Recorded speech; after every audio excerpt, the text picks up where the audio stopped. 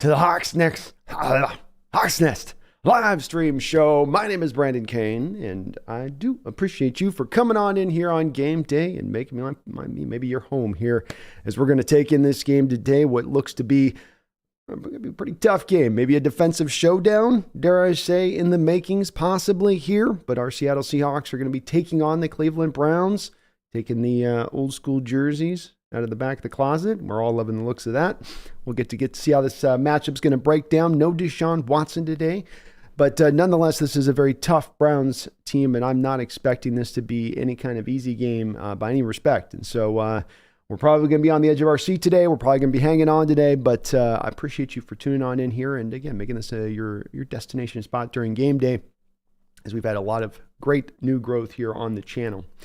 So we've got ourselves a matchup with no Deshaun Watson today, no Nick Chubb. So the Browns do find themselves just a little bit short-handed in this particular affair. As far as the Seattle Seahawks inactives go, we've got Cody Thompson, Caillou Blue Kelly, Drake Thomas, Phil Haynes, McClendon Curtis, and Raekwon O'Neal. So you are going to get Jason Peters signing. Many of you have been wondering about when that was going to occur. That is going to occur soon today. We'll see how they choose to play it. You are down Phil Haynes in this game, so you're probably going to see, I would guess, either Bradford or Peters in at right guard. Though my thinking, if I was to guess on this, is that they would put Peters out at right tackle, have Bradford at right guard, and roll it that way. So we'll see, which direction they choose, but that would be what I would think. As well, Evan Brown, of course, active, so it looked like he is going to be starting today for the Hawks. So that gives you a pretty good idea of what their starting line is going to be. It's a beautiful day out on the field here. One of those last final sunny days before fall really takes hold in the Pacific Northwest. But the field is glittering, I tell you.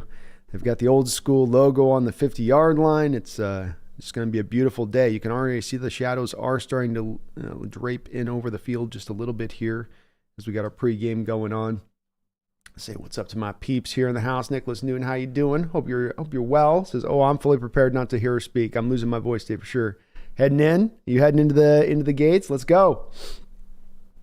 Nicholas says, I hope Glassridge doesn't play it down. Well, Cody Thompson being inactive probably means we might see a little bit of him. A few more Seahawks. How you doing? It's good to see you. Megan, hello. Empower code, if no turnovers in the red zone, we win. That's probably a pretty good prognostication on your part in Power Code. I think winning the turnover battle in general today is going to be a big part of this, and I think we can get this handled. So just keep it clean, offense, special teams. Herbicide says we need this. To hell with the Niners. To hell with the Niners, I tell you.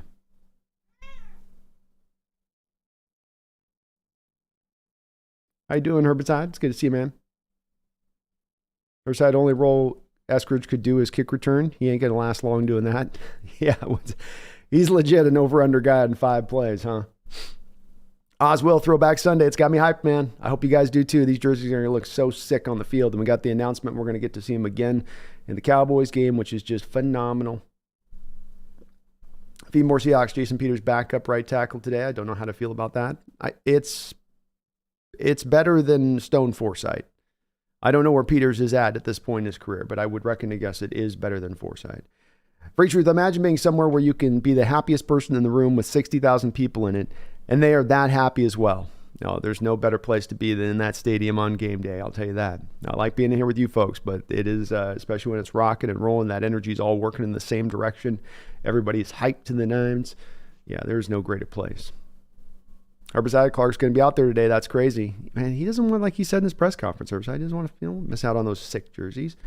I can't miss the opportunity there. 16-bit blockers, got Spoon and Adams having an INT today. I like that. Tommy Eden says, damn, Will Levis is having a day versus the Falcons. How about the Rook? First starting action. They were going to rotate quarterbacks. He goes out and throws 4 touchdowns today. Yeah. Preacher says, I signed up for NFL Plus trying to watch the game and cannot seem to find it. Any advice? Or how does anyone else out of area watch it? The way to do it would be actually through the YouTube app, I believe, Free Truth. So YouTube's selling directly through that method right now. That would be the only way that I could think to do it if you're outside the area. Yeah, NFL Plus will let you watch it, but it's only after the game finishes. So you can still watch it, but they don't let you, which is a weird, Nicholas, we do need big day from both sides of the ball. Snail, how you doing? Tom Eden, what's up? He's heading for a beer run.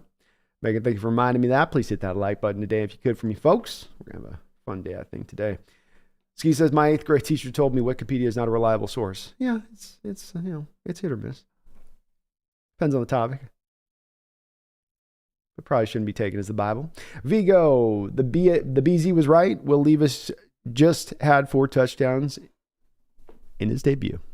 Yeah, I was right on Levis, and then I was wrong around draft time, and might end up coming back around to being just right with him now. I always do wonder with the kid when you're not under as much duress and under as much pressure. I know the Titans line isn't great, but when that is the case, do you have an opportunity to play a little bit better football? You got some playmakers on the outside. Do you get, unlike what he had in Kentucky that final year, it does make you wonder.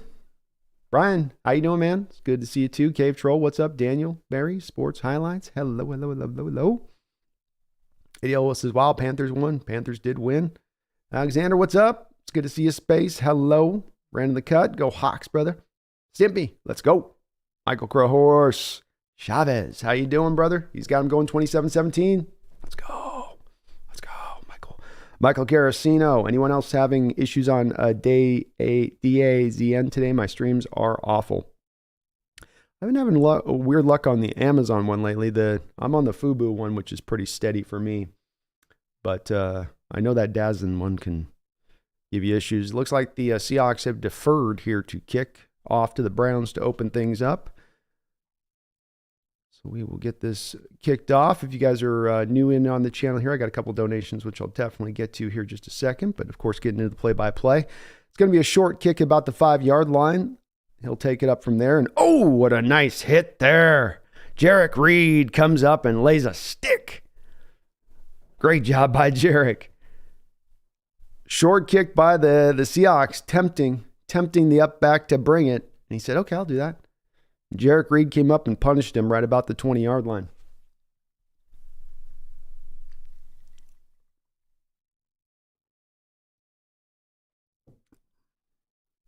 Swedish Fish is big game for Zach. Bombs away Charbonnet. You know he's going to get a lot of carries today.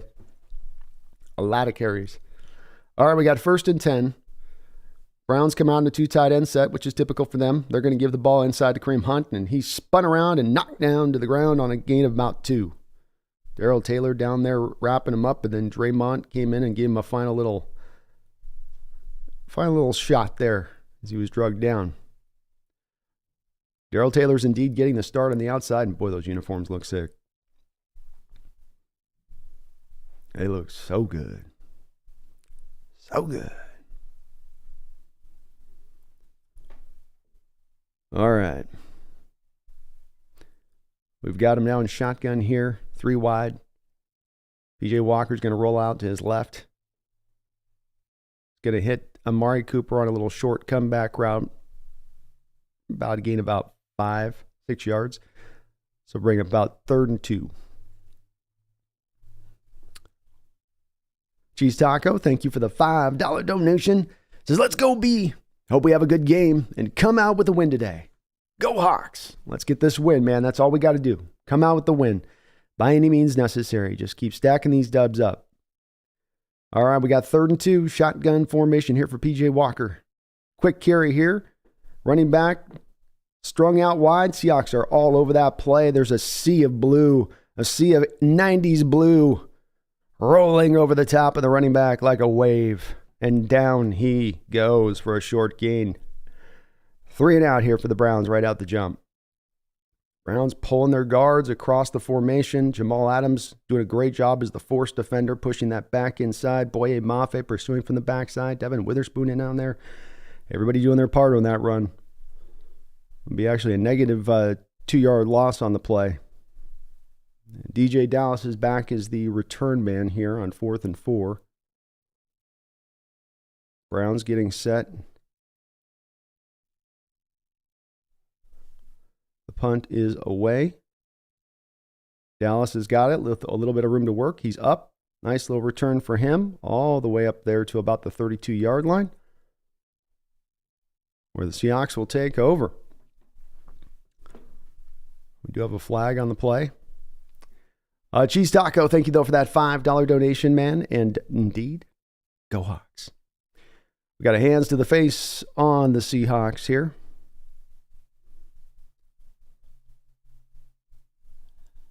See if we get a replay. Guess we will not. Can't show us where it actually occurred. All right, Gino and the boys come out. So I don't know if that's a big flipping field position there. You go from the 32-yard line all the way back to about the 15. Or no, about the 20. Sorry. DK on the field here getting the start, along with Jackson Smith and Jigba. Looks like Tyler's not getting at least the start today. They didn't have him on the inactives. Pistol look here. Kenneth Walker in the backfield. No, I guess he is out there. Sorry, my bad. Gino, double pumping. Comes back over to Tyler Lockett. That'll be a nice little 6-7 yard catch. I was hearing maybe that they were wondering about Tyler coming in this game, so I didn't quite see the graphic clear. But yes, indeed, he's going to be out here. Jackson. All right, Seahawks come out here quickly. 2nd and 4. 12:22 to go here in the first quarter. Give inside to Walker. Early penetration on the play by Elliott. And then finished up by JOK.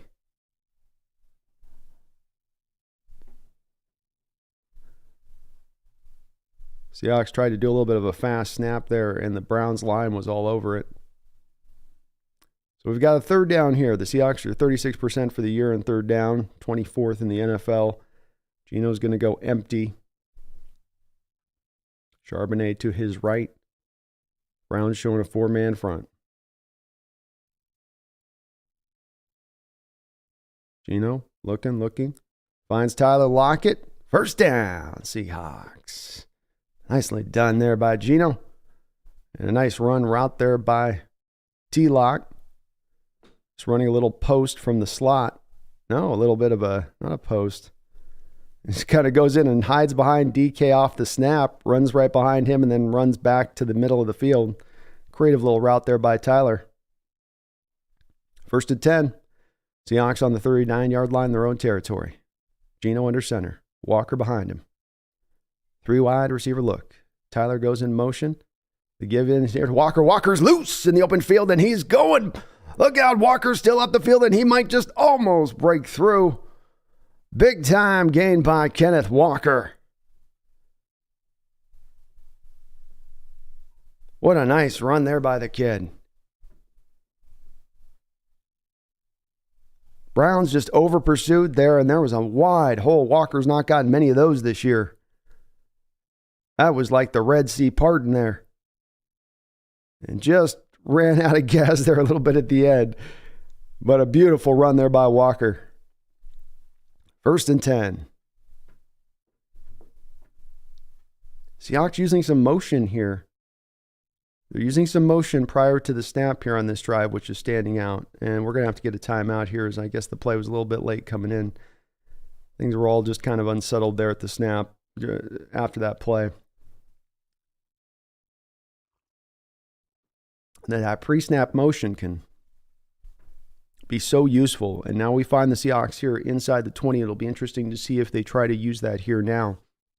Incorporate that a little bit in a place that this has been tough at. Just keep an eye out for as you're watching to see if they do that, because they have become very much non-motion based when they get inside this red zone. And I do have to wonder at times, especially watching teams like Miami, even in the early game, especially watching teams like Miami that are really utilizing that element of things as a way to attack these defenses down there. So 1st and 10 for the Seahawks. Nice opening drive here for them.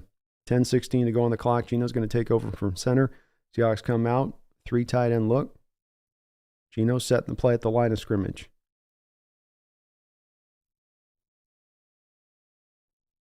The give is to Walker here. Dances through the hole. Cuts it up inside, and he's going to get what he can get. Play kept going there a little bit, like he hadn't quite gotten to the ground. I think it was whistled dead. Be a gain of 2, nonetheless.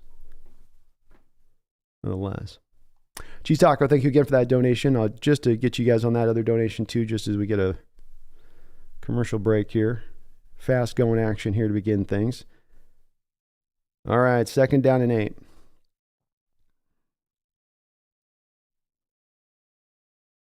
Browns coming up with a lot of guys up around the line of scrimmage. They're bringing a blitz. Gino recognizes it. He's going to throw it up over the top. And DK Metcalf can't quite reel it in there. Very physical coverage. DK couldn't quite get it in. A nice thrown ball there by Gino Smith. Just barely outside the fingertip reach of DK. Very, very physical coverage on the outside. That looked like that was a little bit long in its physicality to me, just a tiny bit. But probably on the line, I guess. 3rd down and 8.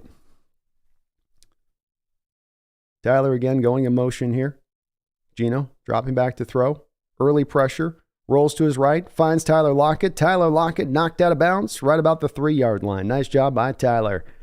And a great job by Gino to feel the pressure there. Just a subtle roll out there rather than remaining in the pocket. But he gets inside. Garrett overruns his gap. And then gets out there, Tyler free on that edge. 1st down, Tyler with 3 catches here on this opening drive.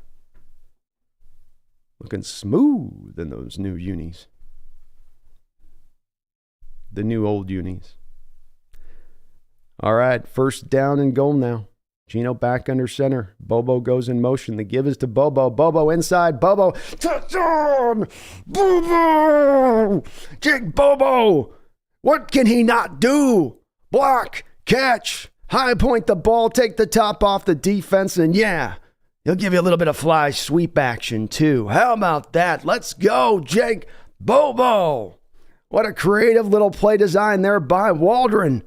Comes through, gives Bobo the ball coming through. There's no way the defense is expecting that. You haven't run it one time throughout the course of this year. He goes into Bobo. It's actually well blocked with Stone Forsythe, getting his man so pushed out so far that the hole just opens up there to make it easy for Bobo to read to cut it back inside. But Bobo, the 4'9" man running a fly sweep. You can't apply the rule book to Bobo. The rules do not apply to him. Only 4'3" guys can run that. Only the smaller, twitchier guys can be your fly sweep guys.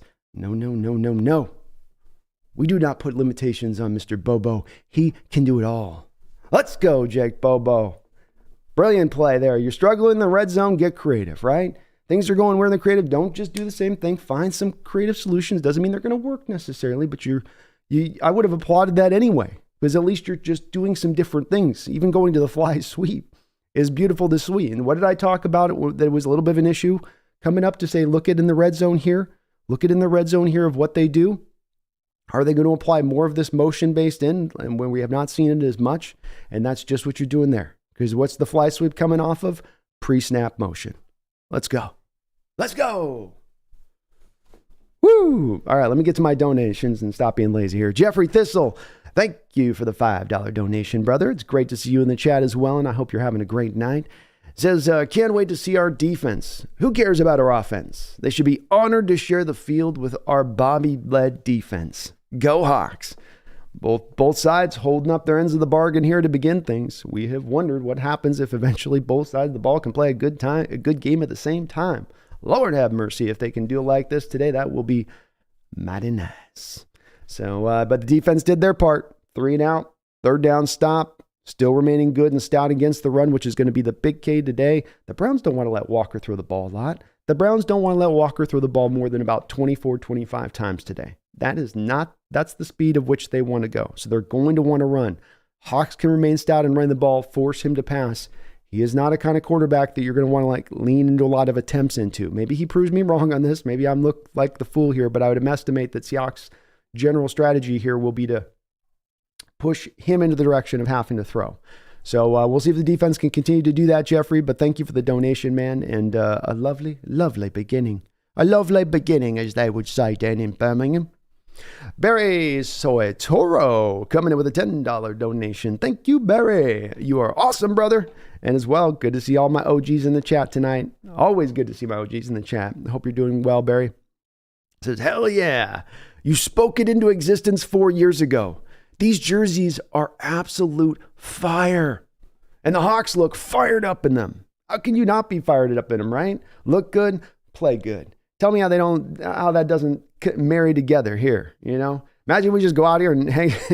I'm not gonna get too confident here, but we are gonna want these jerseys full time. That's the bottom line on this, Barry. And yeah, I did call it 4 years ago saying, man, when you guys get a chance to see these things really unveiled, it may not stand out at first because remember the old concepts don't quite look as cool as even these ones because it's that old school, the jersey flopping over the deal, and it just kind of looks like the old baggy kind of look jersey to things, whereas these are now more, they just look good. Looks good. Look good, play good, man. Barry, they're showing you that so far. The kick's going to go through the back of the end zone here for the Browns as they're going to take over for their second possession here with 8:53 to go. P.J. Walker coming out in shotgun here from the 25-yard line.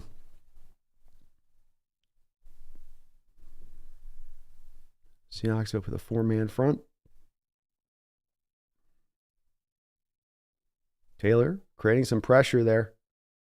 And Taylor creates some pressure there that causes the throw to be thrown back behind Cooper. Nice job by Taylor. That's instant pressure there. That's a pass rush win right there.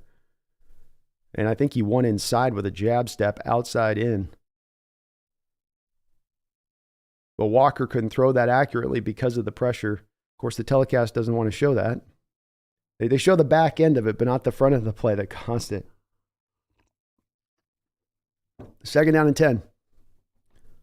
Taylor playing a great game so far here in his first start of the year. Walker's trying to change the play. Taylor reads something on it. And it's a nice run up the middle to Kareem Hunt. He'll get about 7 or 8 yards here on this play. And it will bring up another third down for the Browns. They're going to bring up a hurry up here. I think they're going to try to run this fast. Oh, they're going empty. 3rd and 2. Walker dropping back to throw. He's got Kareem Hunt, maybe. He's going to go up over the top. Looking. And on Tariq Woolen gives up the catch to Amari Cooper down the field on a back shoulder throw. Tariq wanted the offensive pass interference here. It's a little bit of there's definitely some hand contact being initiated by Amari Cooper on that play where he's pushing off. Again, the officials seem to be letting him play today in the secondary as far as the standard that they've set so far. Early pressure here on Walker with Boye Mafe. He is all over Walker so fast, dropping him down quick for 2nd and 10. Cooper definitely with one of those vet moves where he doesn't show off the full extension on what would be the PI. So it's kind of subtle and small down with the arms down like there, and so it doesn't stand out as much to the officials. But it did help him to kind of free him then to get some separation on the back shoulder throw there.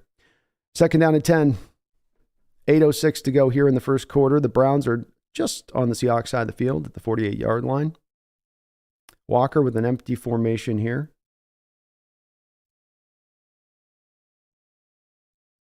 Dropping back to throw. He's sacked. Ripped down. Ball's fumbled. Ball's on the ground. Ball's up with Boye Mafe. Oh, my goodness. Is Boye okay? Come on, Boye, get up. All right, he's good. Woo! Let's go! Let's go! Was that Taylor again? Oh, my God. No. Wait, no, that's Jordan Brooks. Jordan Brooks coming on the blitz. Just completely blindsides Walker. He never saw Jordan Brooks coming. And he hit him like a car crash.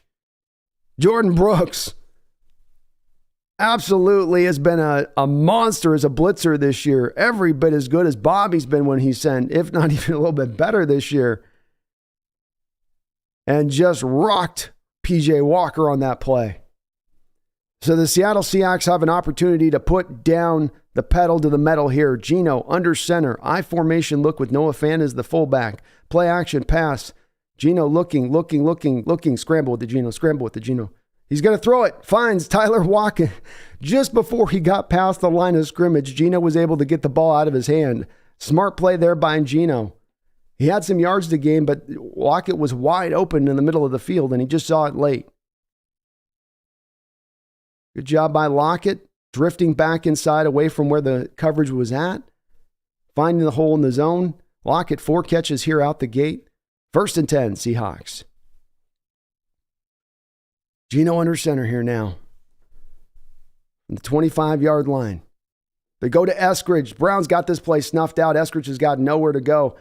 Eskridge is going to lose 5. It's not really his fault here. The Browns just kind of seemed like they had that play completely snuffed out from the jump. I think they were bringing even a blitz to the fly sweep side there that time. So it might have just been a great defensive call by Schwartz, the DC for the Browns. It could have been that as much as anything else. Jason Camacho, thank you for subscribing to the channel. I appreciate you for that.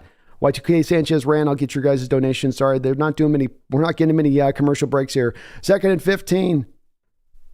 Dropping back to throw to Jackson Smith on a bubble screen. Jackson's got a little bit of room to work with. Jackson in the open field, still on his feet, all the way down to the 6-yard line. Jackson Smith, let's go. What Seahawks offense is this? Fly sweeps and bubble screens. Doth my eyes betray me? Yes, they are indeed running it, and they're running it effectively here. Noah Fant with a good job there. Just the player runs himself out of the play. Seahawks testing Denzel Ward as a tackler in this game right now. And Jackson Smith and Jigba right up the field. Good job after the catch. Got everything he could on that play. So another 1st down and goal option for the Seattle Seahawks. Another red zone opportunity here. And it looks like we're going to get a commercial break. Sounds like Bradford has gone down. That's not good. It's not good for Bradford there.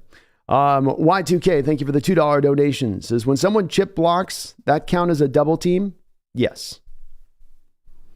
As I understand the stats to count, that does, because you're getting help, and that's what constitutes a double team. And help at any point in the play is nonetheless help. But yeah, I think the stat counters would count that. I can't imagine why they wouldn't. That'd be a flaw in the data if they didn't. But thank you, Y2K.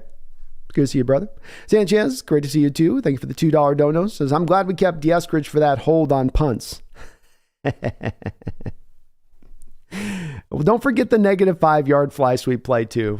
Don't leave that part out, Sanchez.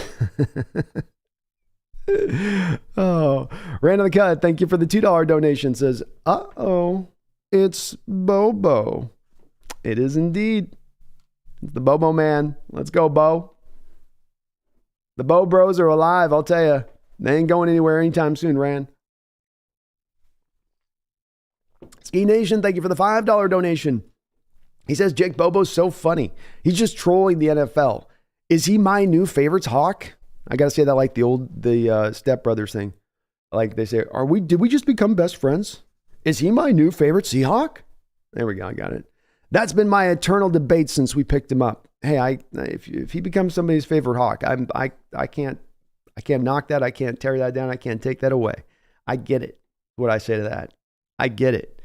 My guy is absolutely astonishing in what he's doing and just finding a way. I mean, what's next? Are we getting a punt block? Is that the next thing that's going to happen at some point in this game? Is we'll get a Bobo punt block?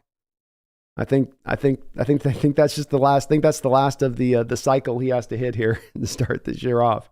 But man, what a player! What a player! And I can't blame you, Ski Nation, if he does become that, man. I'm sure he's becoming that for many, many, many Hawks. And it looks like Bradford's okay. He's up on the sideline, standing up, tapping helmets, doing elaborate handshakes. You know, he's good. We do get a little bit of Jay Curhan popping out for a second here on 1st and goal. Seahawks on, I guess they'll go to 10. They mark JSN out a little bit there. Pistol look. Hawks can't get a 1st down, though. Gives into Walker. Walker dancing. No, he's not. Gino kept that ball. Good job by Gino. You fooled me. Not that he got anything with it, as it'll be a negative 1-yard gain there. JOK got into the backfield there and unleashed some havoc. Bobo just couldn't get his block in there on JOK. It's a tough block. JOK is one of the faster linebackers in the sport, and he's gotten very instinctive. So 2nd and goal now. Bradford back out on the football field at right guard. JSN goes in motion.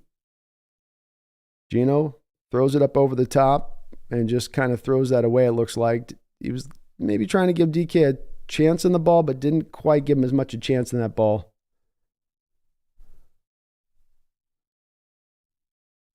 .537 to go here in the first quarter. The Seahawks are up 7-0. 3rd and goal here from the 10-yard line for the Hawks. Interesting call here for Waldron. Again, seeing a little bit more use of the fly sweep look, or not the fly sweep, but just the motion, pre-snap motion here that we were looking for here. We got trips to the far side of the field. Browns, 4-man front, dangerous play here. You know that pass rush is coming, Gino. He gets away from pressure, throws it up top. Tyler Lockett in the back of the end zone. Touchdown! Tyler Lockett! Let's go!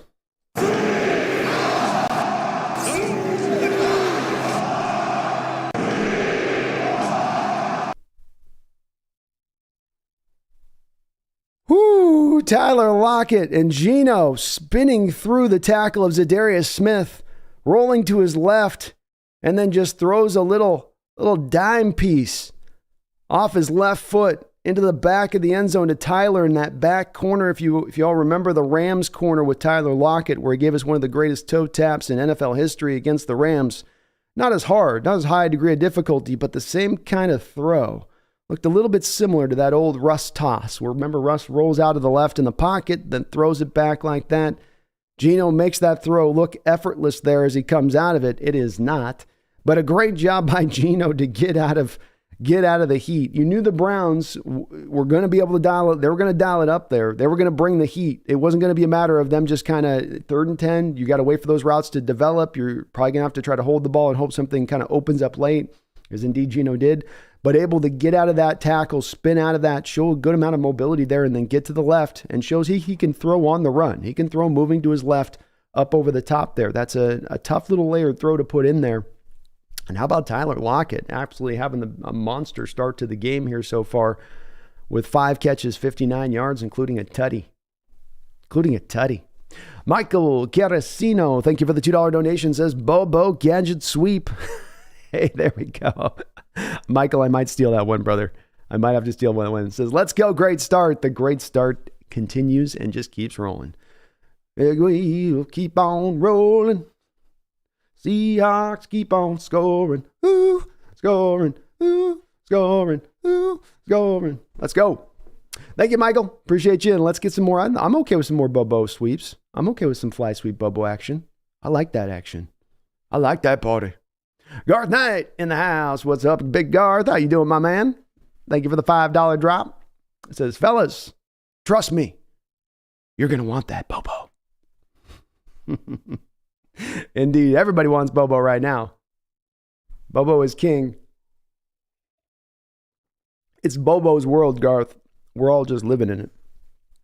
Buster Brown is in town. Thank you for the $2 donation, Buster Brown. Don't mess with Big Bad Baron Brown. Don't mess with Buster Brown. Big Bad Buster Brown. Let's go, Buster. It says, go Hawks. Go Hawks, Buster. Hell of a start, brother. Hell of a start. Whew. This feels nice. I like this. Couple touchdowns out the gate. Defense looking right. This is all right. It's okay. I'm with this. Brandon the Cut, thank you for another $2 donation. Says, Mr. Reliable with that tutty. Yeah, indeed. Indeed. Tyler back there, staying alive post-snap. We saw already earlier in the one where on Gino where he had to kind of break free from the pocket or step up into the pocket, and he waits. And you see Tyler, all he does is a very subtle thing. His natural route takes him this way, sees that he's covered, sees there's another defender lurking over here, and then drifts back to the opening. Drifts back to the opening in the hole of the zone in that earlier in the drive, and then finishes off there by just getting open in the back of the end zone like he did. Tyler looking nice, looking good.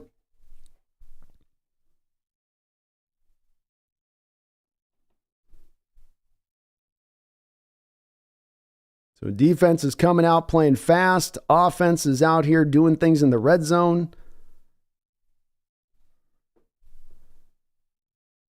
Tyler with that drag of the toe there. Not being lazy with the feet, right? After that catch, he didn't have to drag the toe. He was probably going to get his foot down.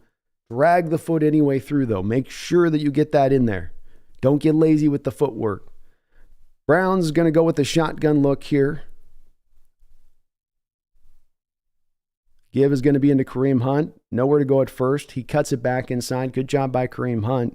Looked like it was supposed to be an outside zone run that he was able to wind back inside there and ended up picking up about a 4-yard gain when it looked like it could have been a negative yard play.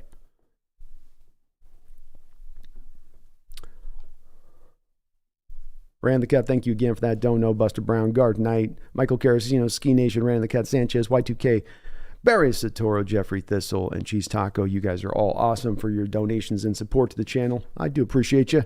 2nd down and 6 now. Empty look here for the Browns. Seahawks, 4-man front here. Frank Clark gets a little bit of pressure off the edge. This is going to be a delayed screen here down to Kareem Hunt, and it will work actually fairly nicely as he'll get a gain of about 14, 15 yards here.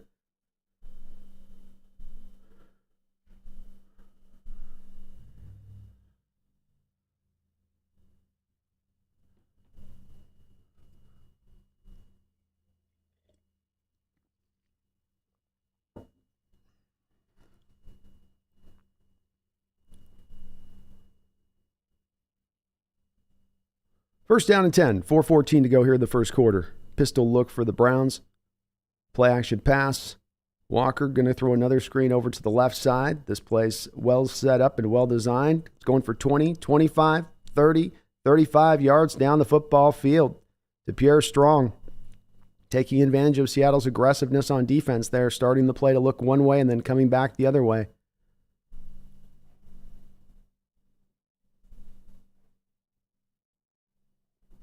Browns had just a convoy of blockers out there at that point.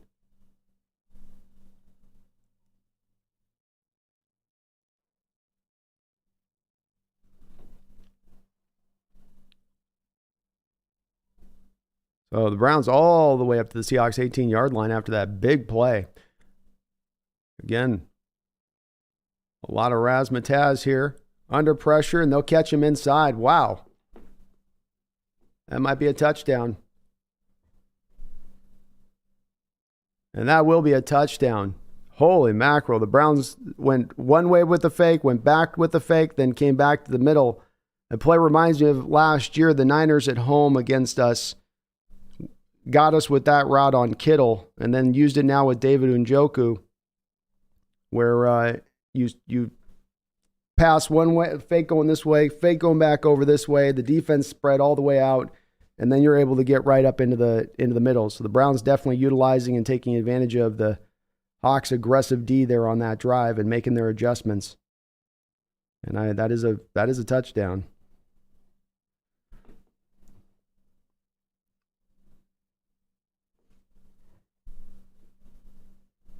Seahawks try to rally to the ball. So you get them rallying one, you try to bite them on the first, and you get them rallied to the second, and then you spread that out. It's well designed. A couple of very well designed plays there by the Browns offense. And yeah, it was the screen drive, deadly. I don't know if that one's technically a screen that I'd call that. There was actually two on that, but they definitely leaned on it. Weird drive is right, big country. Very strange. Wu-Tang Financial, thank you for the $5 donation. Says, where's the Gino hate now? Hawks came to play today. Make the throwbacks permanent. Let's go. Let's go, Wu-Tang. I'm with it. We got to get a petition going with it. I don't know what the Hawks need to hear to get it more resonating with from fans that this is the one they want. You know, this is the one they should go with.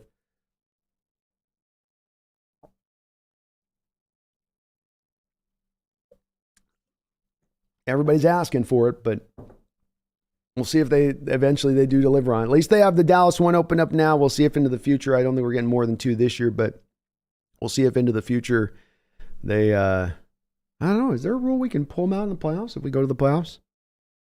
That'd be kind of cool.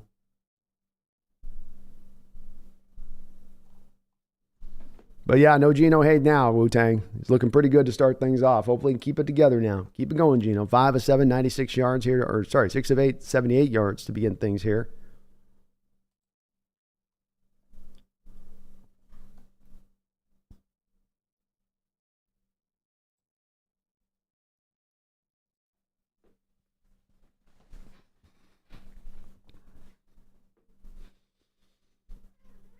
I know. They scored. It was horrible. Yeah? Tell me about it. See how the offense answers back here now. See how the offense answers back.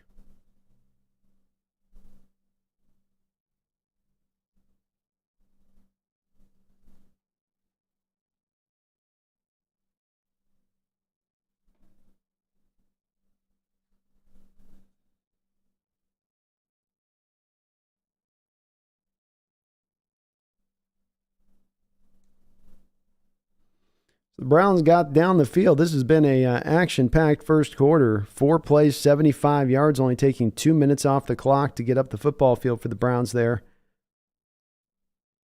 Still 3:22 to go here in the first quarter.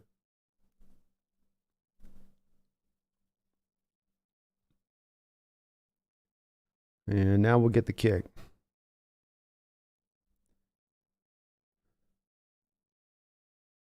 That ball will sail through the back of the end zone, get taken out to 25.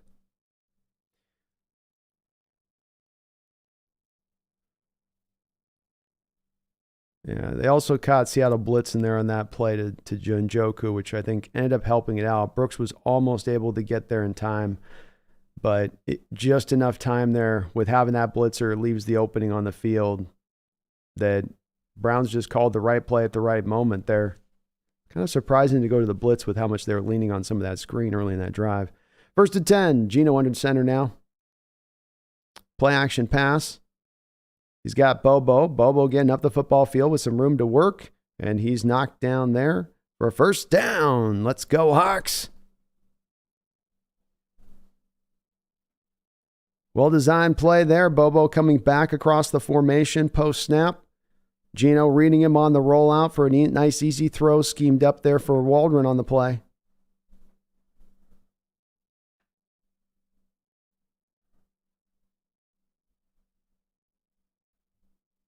First down and 10.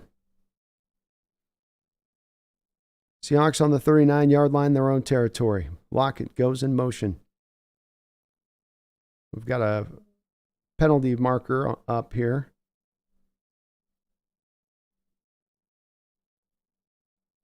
They're not saying Seahawks had enough guys on the line of scrimmage.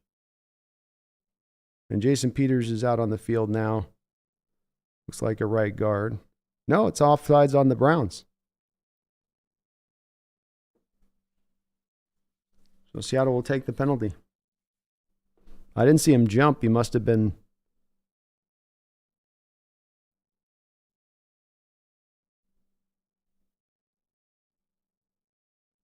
All right, looks like right tackle is where they're going to have Peters now. First down and 5. 2:38 to go. Oh, it's a long first quarter. This quarter's been a lot. See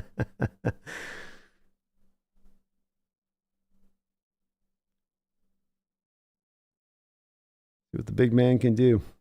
Seahawks come out with a 3-wide look. Charbonnet in the backfield. Gino under center. Drops back to throw. He's going to let it loose deep. He's got DK Metcalf deep down to the 10-yard line. DK Metcalf playing Willie Mays. Going down, looking up over the shoulder, up over the top, having to kind of catch the ball at an awkward angle where Gino threw it.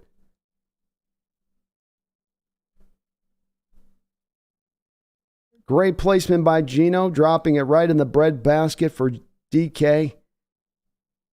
First down, Seahawks on the 12-yard line. Gino back in shotgun here again, looking to throw. Sails this one up over the top there.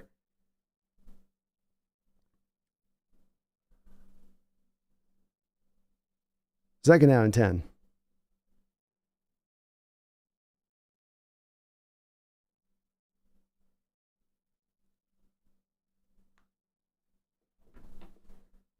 2nd and 10. Gives into Charbonnet. Charbonnet wrapped up in the backfield there. Nowhere to go. Elliott, who's played a pretty good game here on the defensive line so far for the Browns, able to swoop in there and make the play in the backfield. 3rd down and 11.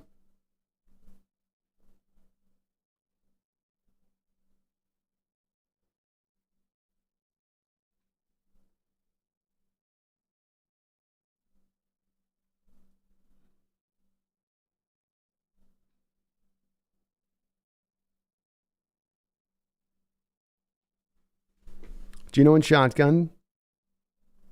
4 wide for the Hawks. Gino's going to drop back over the top to throw it. And DK just can't get off the press coverage, just stays on DK there. Good job, I guess, by Emerson on the press. See, the initiating of, I guess they're going to say DK initiated contact there. I don't know. It seems like he's the first guy that gets the contact on it, though. They let him play. They let corners play DK real aggressive and physical, man. But I'm not. All right. So we'll have a field goal attempt here for Myers. 32-yard attempt here for him. Hold is down. Kick is up. Kick is through. Seahawks take a 17-7 lead here in the first quarter. I do like them trying to work the ball as a fade to DK there. I know these didn't work for the 2 throws they've made in. The first one just missed not getting in there. But at least you're utilizing and trying to get him some targets down there, which is what you'd like to do in these kind of situations.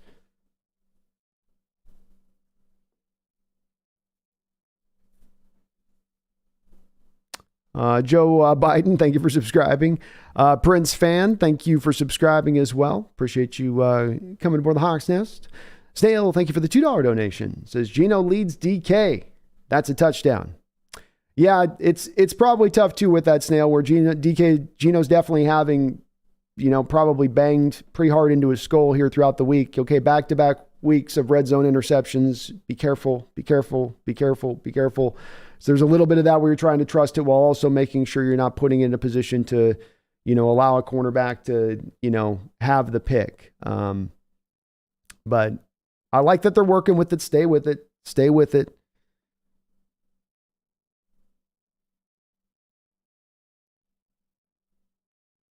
All right, here's the kickoff by Myers. And we'll send this through the back of the end zone.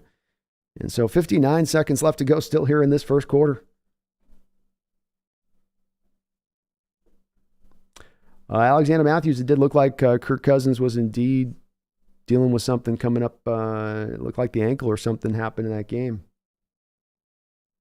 Ran the cuts as this first quarter felt like a whole half. It did. There's a lot of going on this first quarter. A lot happening here. I mean, the Browns are about to have their 4th possession of the first quarter.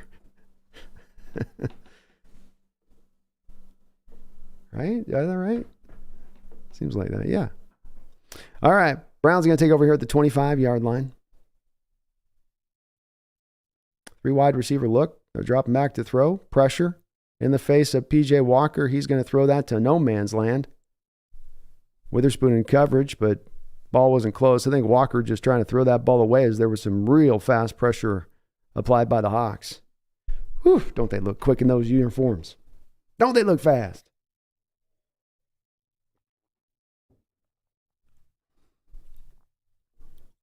Second down and 10.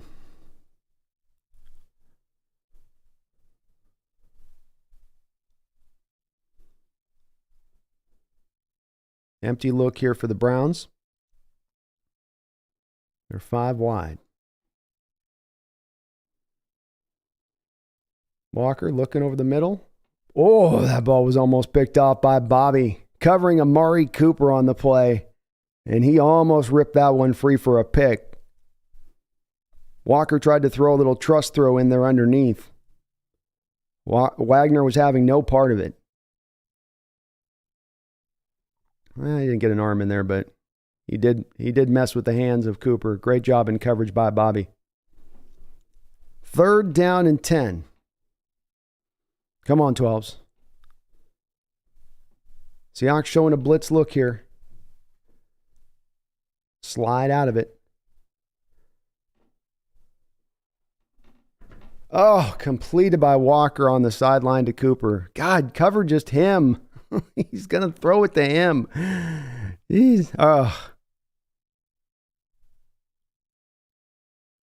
Julian Love in coverage. And he got both feet down. Seahawks pressure was there. Just Walker put a great throw out there. Draymond Jones bringing the pressure on that play pretty quick. Seahawks have been getting it in there, but Walker's made a couple throws in this game. The back shoulder and that one to Cooper. Some big throws in this game. Just whew. Here's a give inside. Lots of room to work with. 11-yard gain there for Pierre Strong. Finally drug down. And that will finally bring the end of a action-packed first quarter. Wow. All right, I'm going to get some more coffee here, and I'll be right back.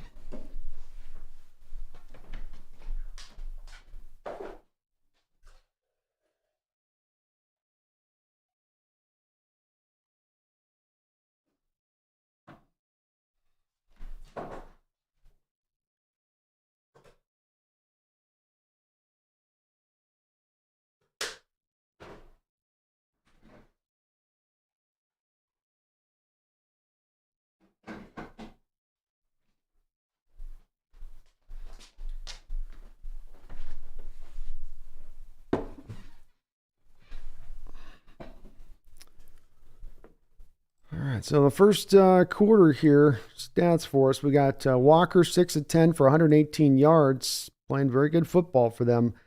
5 carries, 26 yards, 5.2 yard average. So the Browns offense is able to make some hay here in this first quarter on their 4 possessions against the Seahawks defense. Gino 8 of 12, 136 yards. Walker 3 carries, 47 yards. Bobo 1 carry, 3 yards, touchdown. Tyler 5 catches, 59 yards, and that is kind of that right now. To give you guys just a quick little scroll through the league on the early action here. Of course, Thursday night game, Bills took down the Buccaneers early on here in this game. Early on today, we got the Panthers barely edging out the Texans, 15-13 at home. Panthers able to get their first win of the year, which is notable. The Commanders and Eagles, hard-fought game. We're going to be playing both these two teams down the line, and the Eagles offense does remain high-scoring, high-powered, 38-31 on that Commanders team, though, again, Sam Howell and company doing what they could. Jaguars were able to take down the Steelers on the road, as the Jaguars are now emerging 20-10 as one of the better teams out here in the AFC and what they're getting done. Jets were able to just barely get past the Giants, 13-10 in that one, a final in OT there. The Dolphins offense continues to be explosive, 31-17 against the Patriots. The Colts fall to the Saints, 38-27. Does this at all potentially open the door for the Colts to get a little bit more into more of a sell mode here leading up to the trade deadline? We shall see. But Derek Carr and company maybe finally starting find their footing a little bit on that offensive side of the ball as they go to 4-4. Will Levis, 4 touchdown passes in his first action, 28-23 as they topple down the Falcons to the Titans. The Vikings able to get 24-10 win over the Packers, though there is worries that maybe Kirk Cousins has a serious ankle injury. Walker here now will restart from the 41-yard line of the Seahawks here on 1st and 10. The give is going to be a flip inside, creative play design again, as we've said throughout this game so far. A fake handoff and then a pitch inside. Thompson, Robinson, DTR is taking over right now for Walker for some reason for a moment. I guess that was for the run threat thing. But Browns have done a good job not having necessarily the number of playmakers the Hawks do have on their side of the ball, but doing a good job of manufacturing a lot of things in the fashion you'd hope a creative offensive mind, creative head coach like they have there could do. You know, they show you a little bit of eye candy over here, come back over there, redirect this way, come back that way. It might get the Hawks defense here a bit of a slower read and react mode as this game goes along if they keep kind of falling prey to it. 2nd and 1 handoff here. Good effort. Hard fought there. Looks like he was able to just barely get the first down on the play.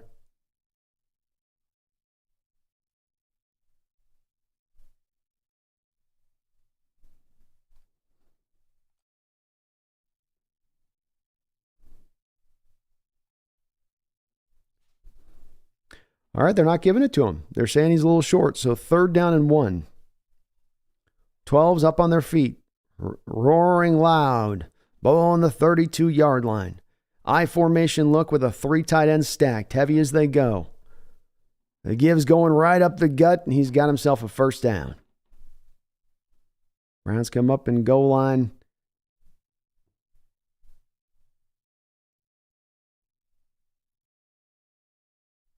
Seahawks counter with a 5-man, but then they brought in that fullback too. It's tough to stop that. So 1st and 10. Browns actually put a tackle there at fullback on that play. 13:02 to go here in the 2nd quarter. Browns got themselves a nice drive here.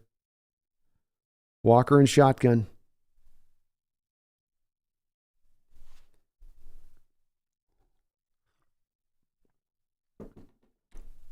Nice quick throw out. 2nd down. Walker's definitely gotten himself into a bit of a rhythm here now.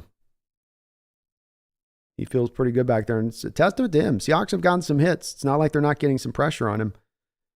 He's just standing tall back there. A good play design, good quarterbacking so far by Walker. Nice balance by the Browns. 2nd down and 4 here. Seahawks show a single high look, kind of a cover 3 look here inside, handoff to Kareem Hunt. He's drugged down to the ground for a very short gain.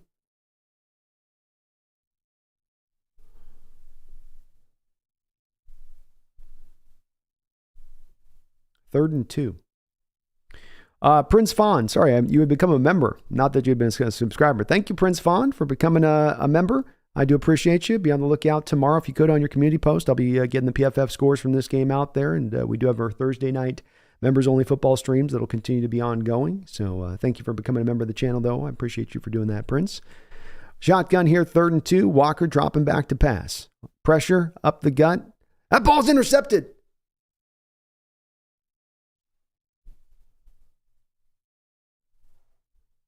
It's intercepted, but then ripped away from Tariq Woolen. The officials are trying to decide if he had the catch or not, or if it was a reception instead back to the Browns.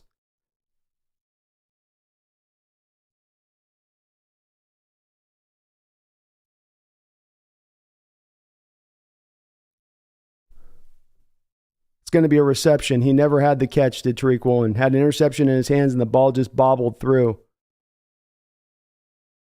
I think they're going to call this a reception. I don't know. He's down. Maybe, this is close. I mean, he's kind of down there, and the ball doesn't get... They had one angle they showed that looked a little clearer. I can't tell. Weird play is right. I could see it being a down play. The first angle looked like the ball was sort of in not in control as he's rolling over, but then looks like on the second angle that it becomes uncontrolled when the hand comes in and actually dislodges it. And if it's that at that point, it should be a catch. You can't do the fumble with the guy on the ground like that. The guy comes in, and if he's basically given up on the play. If any touch at that point happens, then he's down. But I don't know. It could go either way, and I'd understand. That one's a close one. Snail, thank you for the $2 donation. Says Gino leads DK. That's a touchdown. Oh, on the throw thing. Yep, a little bit more. Sorry, I'd already reached that one. Anna Marie Trim, thank you for becoming a member of the channel too, Anna Marie. Appreciate you for doing that. You are awesome for doing so, and welcome all the new members to the channel.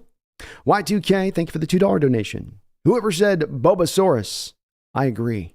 I think that's Megan on that one. She's got the Bobasaurus. No, she's also got that on the Witherspoon one. That's via Noah, I think. So, I think she's the one on that one. But Bobasaurus might just be right. Jane Porter, thank you for subscribing to the channel, Jane. Welcome aboard the Hawks Nest, and thank you for doing so. Oh, this will be interesting.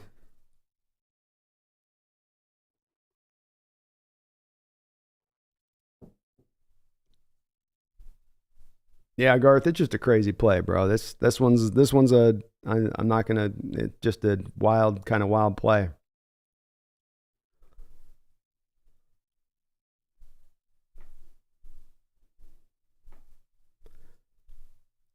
I'd like to think by the letter of the law for the two angles that they showed on the final point, when the hand's coming in and knocking, that would be considered at that point down. If it's not the ball, if the ball is not being with him bobbling it through the course of the catch, and that the bobble only occurs once the hand comes through there, to me, he's down at that point.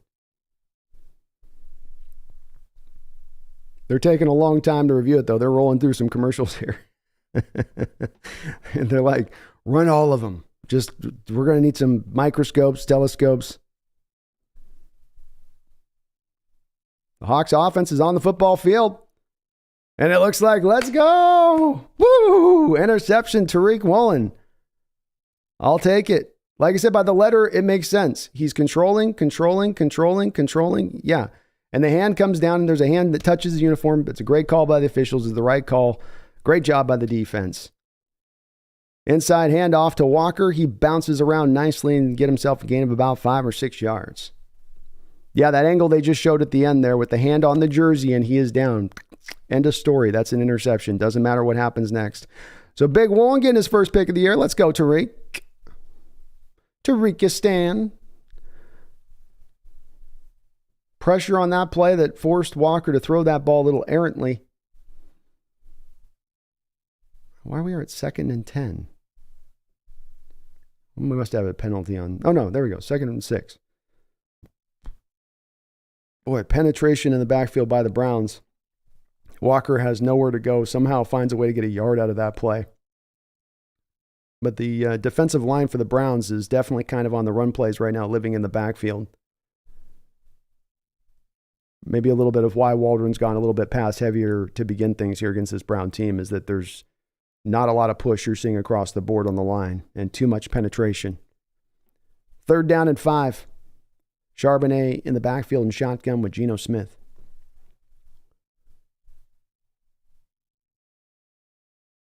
Blitz coming. Gino sees it. Calls out the protection. He's going deep on this play. And Tyler couldn't quite bring it up. Very good coverage out there by Newsome.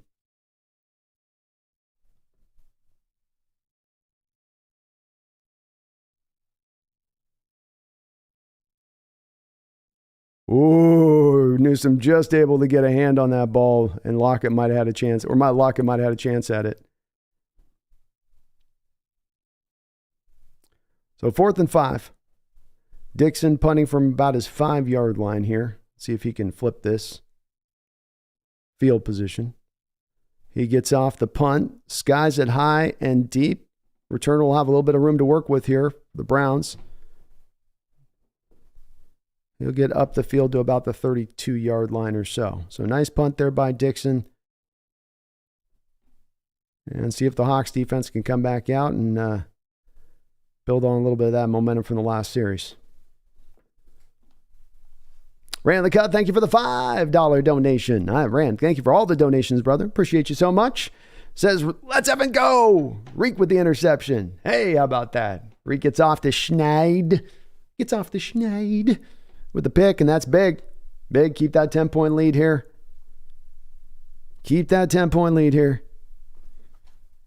Flip that field position back the other way.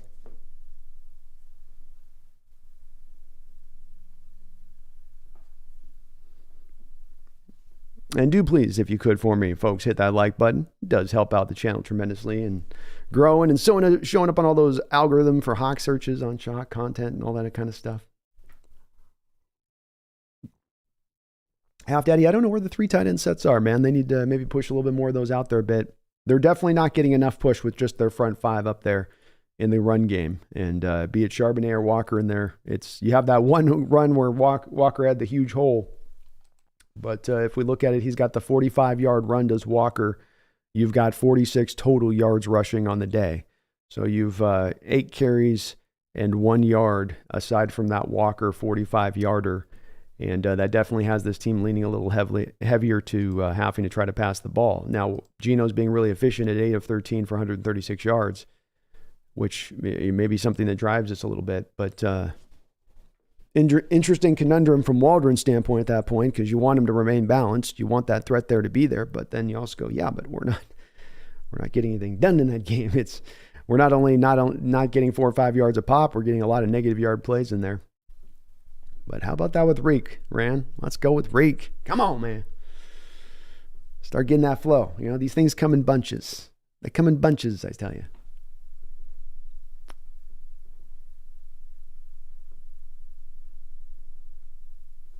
How you doing? No. Yeah. I know.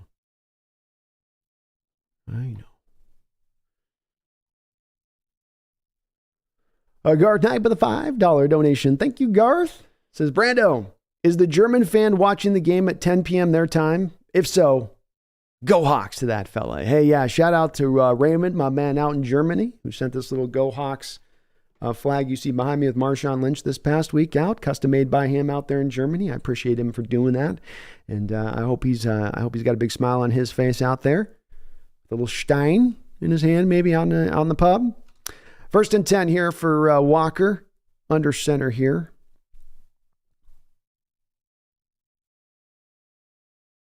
Walker's going to change the play at the line of scrimmage. Feeling maybe a blitz here from the Hawks, and Adams is going to set up there now to do that. Swallowed up in the hole there. Great job there by Derek Hall. Boy, he destroyed that gap integrity. Got right in the hole where that play was going. 2nd down and 10.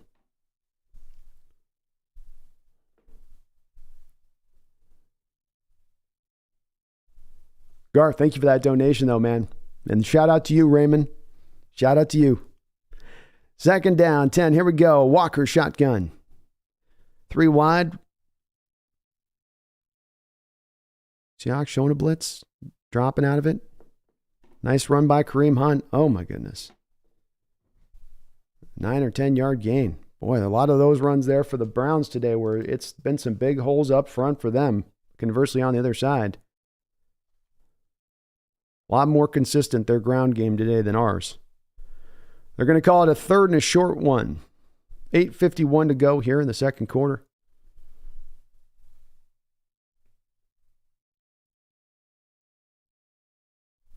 It's really about a half a yard here. Dropping back to pass is Walker. He's looking to go deep. He's under pressure, under duress, and he's going to find a 1st down here.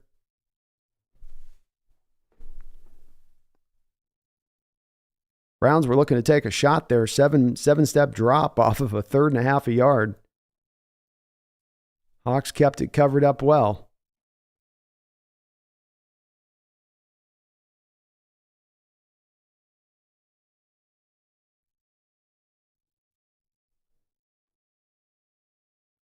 So Browns up about the 49-yard line, still in their own territory.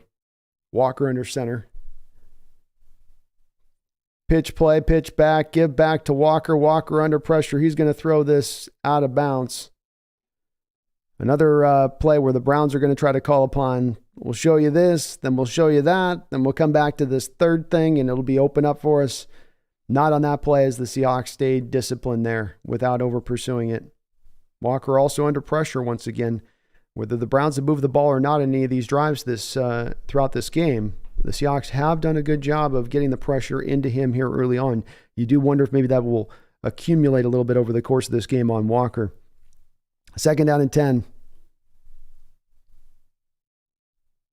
It's going to be a give inside. Hawks defense was all over this one. 2nd down and 10.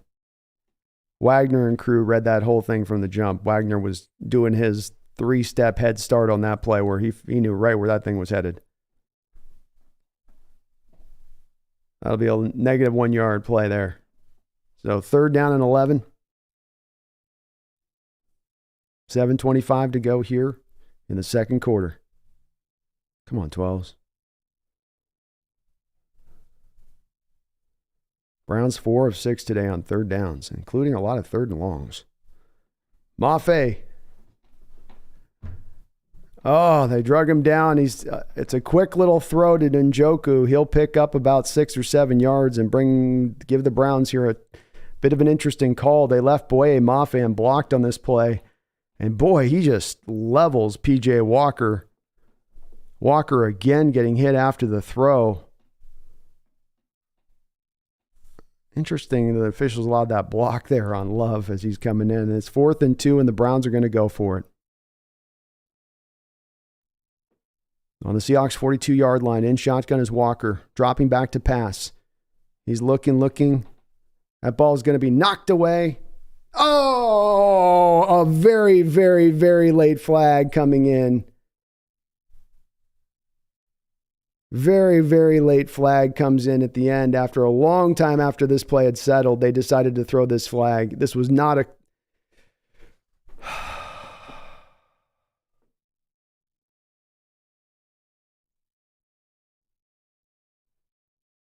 See, they're allowing the physical coverage on Metcalf on the other side. And I don't know on that. That's, to me, ticky-tack all the way. You got to call it consistently. You're not going to call it the other side a couple times over where the guy's going to be able to be out there basically mauling DK Metcalf like a little bear out there. Then you can't do that ticky-tack stuff to the other side. That's inconsistent officiating.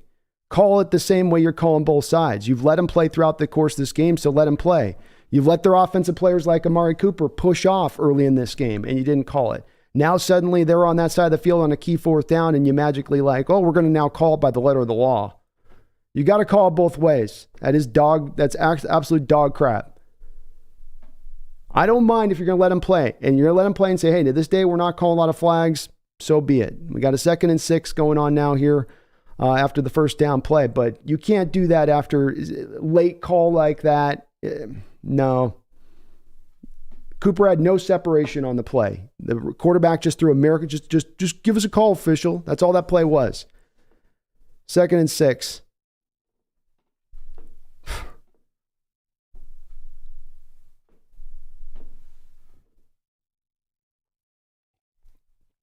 First and 10.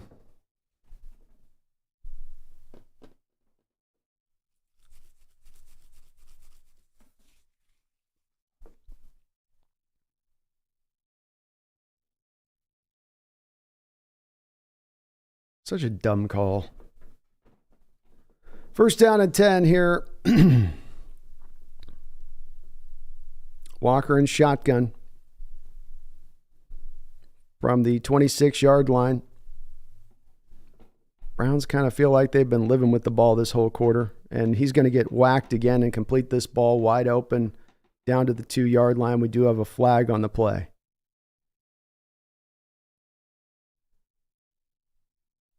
PJ Walker got drilled again after the throw. Looks like it's going to be surprise on Seattle.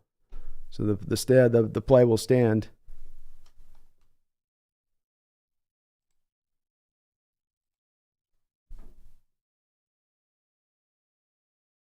Well, that's legal. He hit him in the head. That's definitely legit.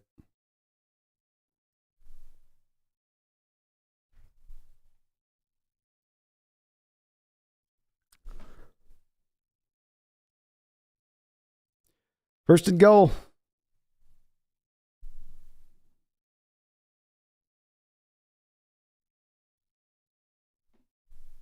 Play action pass. Throws it away at the back of the end zone there. 2nd and goal.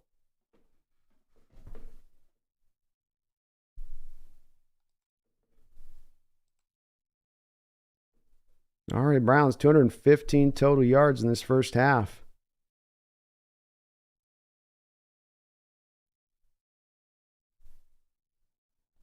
4 of 7 on 3rd downs. It's kind of the story of the day. Just can't get them stopped on 3rd downs. 2nd down and goal. That'll be a touchdown, Kareem Hunt. Well, there you go, Browns. Officials gave you one there. See if that helps you out a little bit. See if that gives you a little bit of help. A Y2K, thank you for the $2 donation. Says, I'll always be on the side of the black cat. As you should. She's a sweetie. Even if she doesn't make appearances on the show, she's still a complete sweetie, Y2K. And she appreciates that. She needs some love from time to time. Orange Cat gets all the love. Jordan, thank you for the $10 donation. I do appreciate you for that very much so.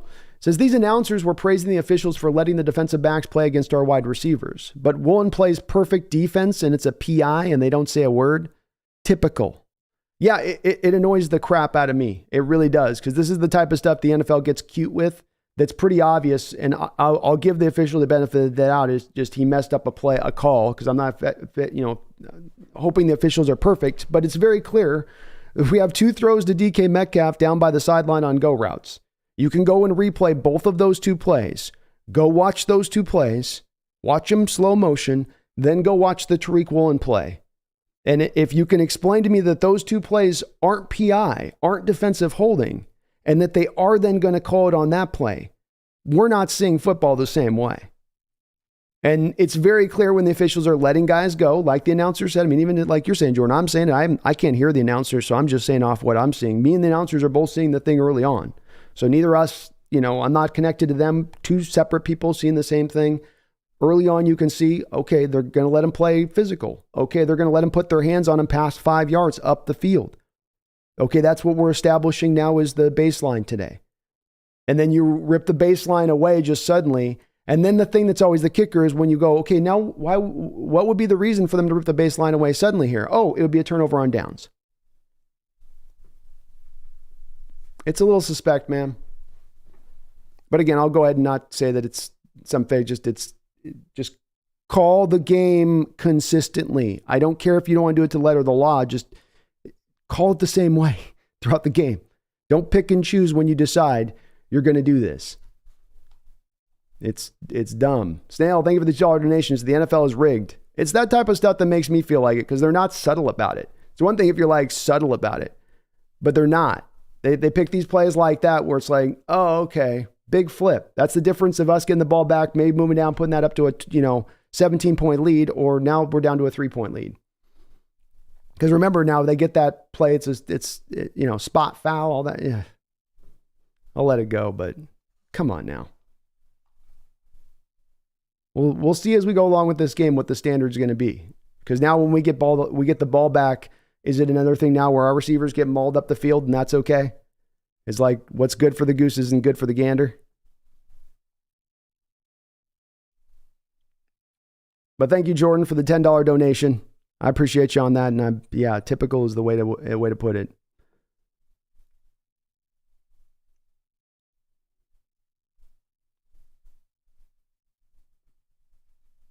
$11 play, 67-yard drive by the Browns. They got P.J. Walker on pace for 300 yards passing in this game.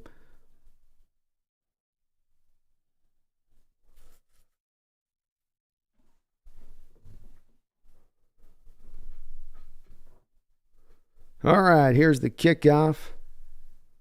So we'll send Eskridge into the end zone. He'll down it there.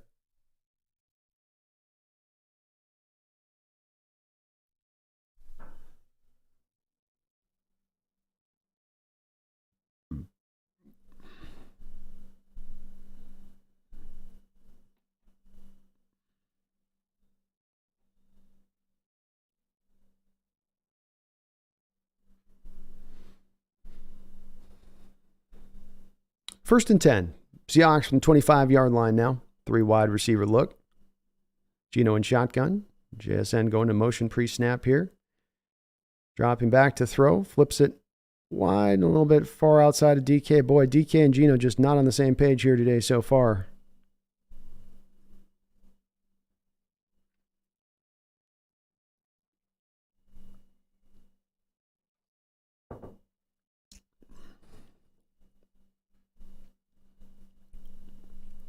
They got the one throw down the field, but been a couple of throws that have been wide off, far off. Second down and 10. Gino in shotgun. Brown's showing a blitz look. Gino comes up, adjusts the protections.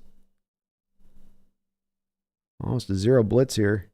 Got to get rid of it. Gets it out to Tyler Lockett. Nice job there to T-Lock for a first down.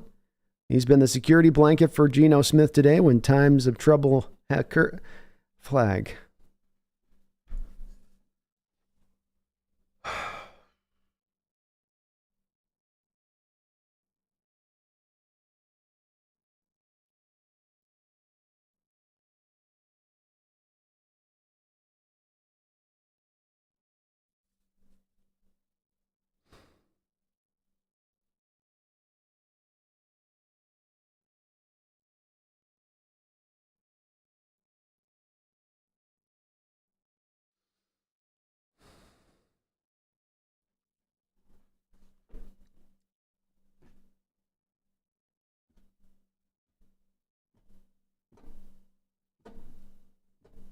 Shocker, we don't get a replay. So a 15-yard hand to the face, penalty, flag, penalty, flag. Second 20, Gino back in shotgun. Bubble screen out to Walker, Charbonnet with a little 4 or 5 yard carry. Eagle Snupper, thank you for the $5 donation. Eagle says this isn't even good writing. The screenwriter's really trying to sell this do X ref garbage. I mean, I don't know. I don't know. It's just it is garbage. I'll say that. Completion on third down will be far short. Why? Because you got the penalty yards on the kick in. Penalty yards got to help. Got to help out the Browns a little bit. Give them a little bit of bumps here today. So let's kick it back to them. I'm sure there's some more calls to be had. But yeah, I'm Eaglet. This is BS. Absolute BS so far on what I'm seeing here.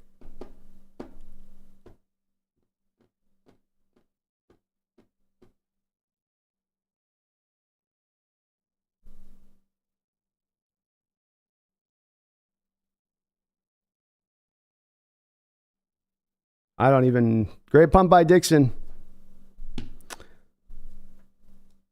But thank you, Eaglet. I'm dismayed at the caller a little bit, so I'm still chewing through this a little bit. But thank you for the $5, man. I appreciate you. I do on that. John Kimball, thank you for subscribing to the channel. Appreciate you for doing that, John. Russell Mark Q, thank you for the $2 donation. Says that was a PI on the lineman as well in the end zone. Yeah, I don't think at this point we can say maybe this will switch back in the second half or something when they flip the script or something. But I don't know if we're going to get a lot of calls today. That's through just about 2 quarters of play here, that's my initial understanding of what I'm seeing here on the field. There's not a lot going to bust in our favor. We're going to have to be a little extra good. We're going to have to be better than the Browns today and then add about 10%. If we can do that, we can come away with the win today. But thank you, Russell Mark Q, Eaglet, Snail. Thank you. Appreciate you for the donos, you guys.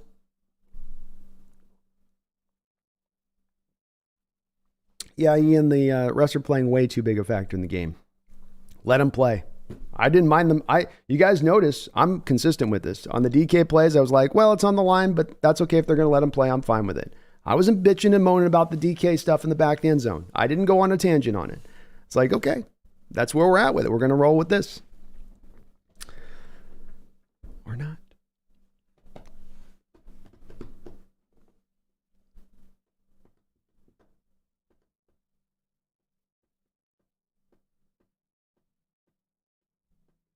Scott says, if you watch the replay, the ball to Cooper on the 2-yard line, their offensive line had a hand in our defensive player's face and no call. What BS? Yeah, they seem to be looking for it on one side, but not the other, huh? Strange. Wicked Garden, thank you for the $5 donation. Says, hey B, your mod Matthew is egomatic kicking muting because he doesn't like the comment.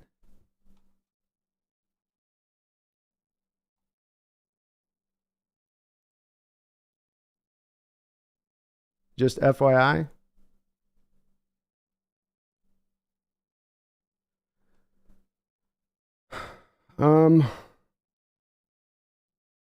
Okay. So, all right. Well, thanks for bringing it to my attention, mods. If we're kicking for just bad comments, or as long as we're keeping it respectful, we don't want to kick for that. So, if it's people saying a harsh opinion, as long as they're being respectful, we don't want to kick for that, and definitely want to give a warning before we push any comments out, please, mods.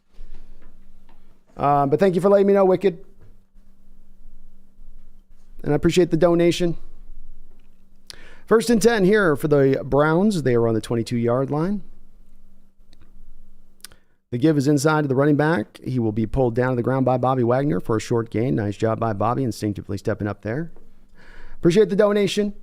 David, thank you for the $2 donation. This play calling has left a lot to be desired.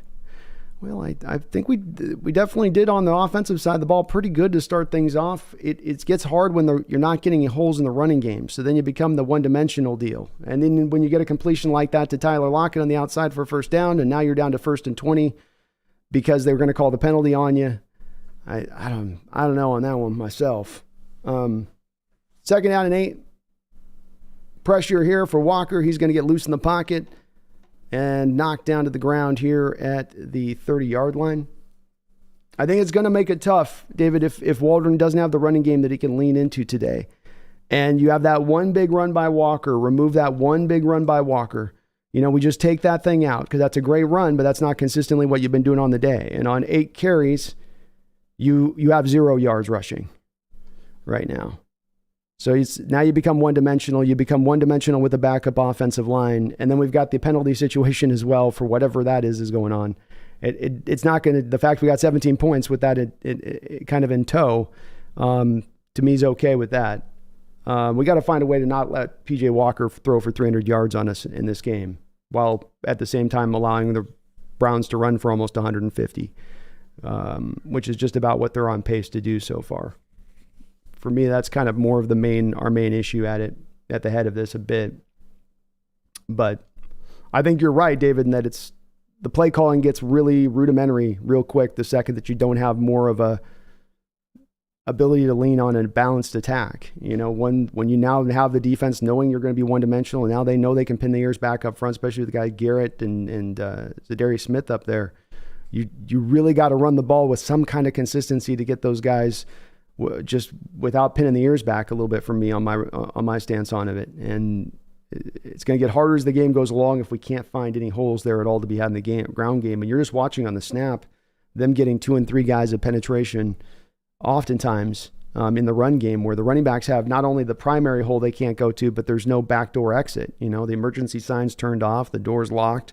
They're going up to it and they're rattling it like a person in a horror movie trying to get away from from the Jason or whatever, and it's like, it's not opening. Because there's nowhere to go for him. There's just, it's shut down.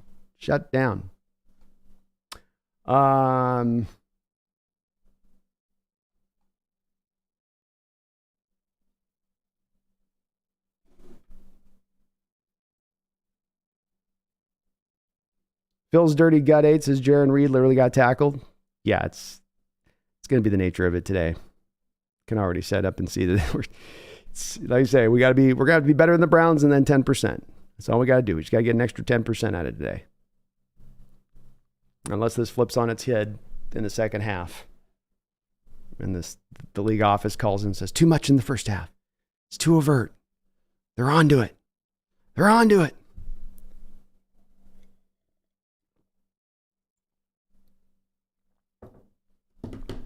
Thank you for all the donations, you guys. I do appreciate you for that.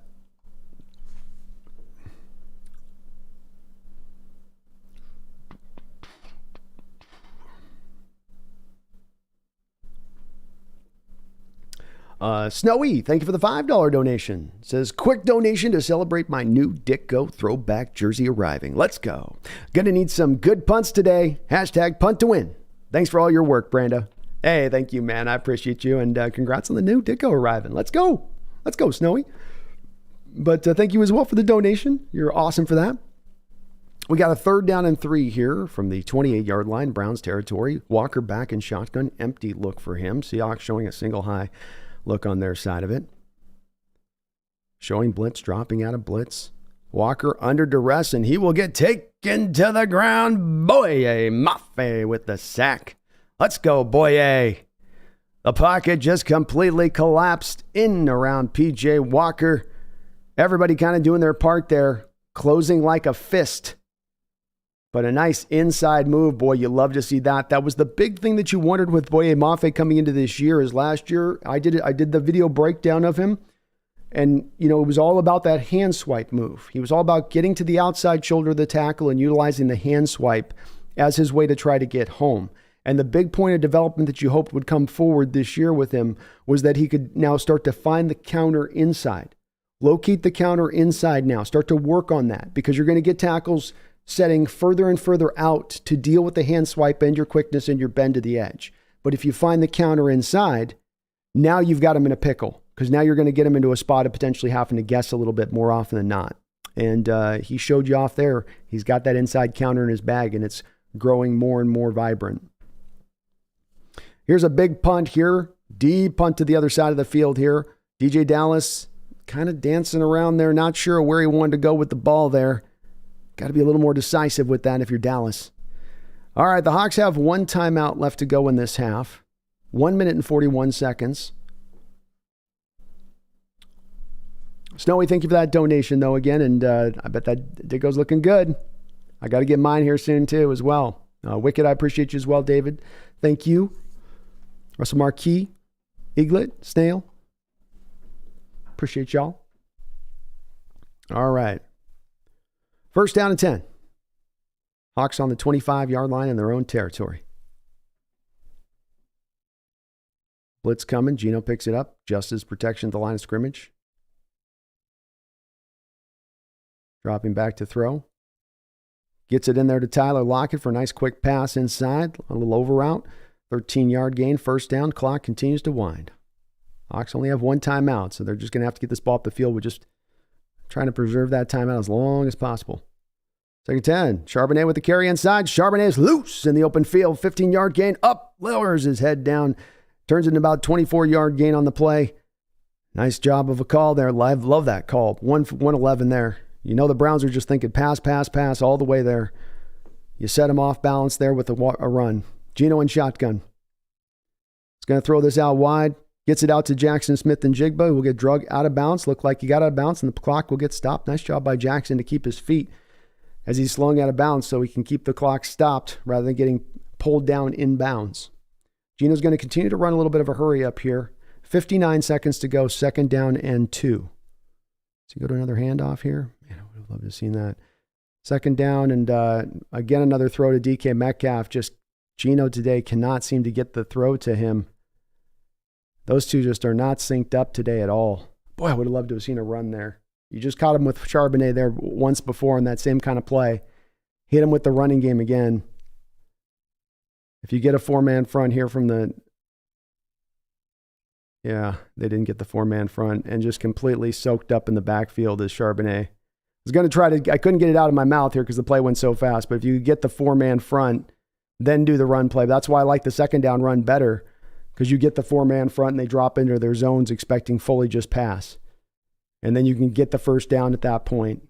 But then you go to the third down and you do the run. It becomes a little more predictable if you're Waldron, that you're going to try to sneak that through a little bit.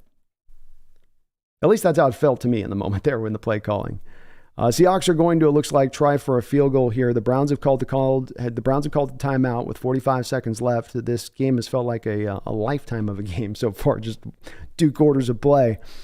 And we might have a 2-hour opening half here as it's gone so far. 17-14 Hawks. We got a 4th and 2 here. Are they going for it? They might be going for it. Ballsy.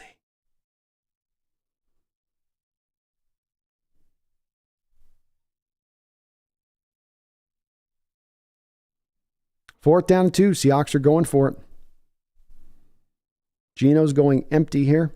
Nope, he's got Charbonnet in the backfield. Or Lockett in the backfield, sorry. Nowhere to go. Looking. Finds DK Metcalf for a first down. Let's go. Gino did a good job of first read. Second read was not there. Had to come back to DK. Finally gets a hookup with him today. Clock goes 30 seconds and rolling. Hawks still one timeout. Gino dropping back to throw. Gets it out. Throws a pick. Route got jumped by Emerson.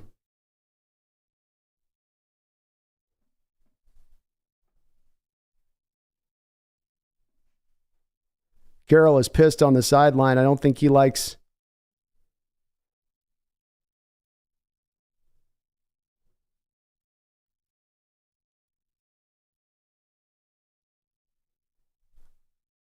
I don't know what Carroll's mad about necessarily.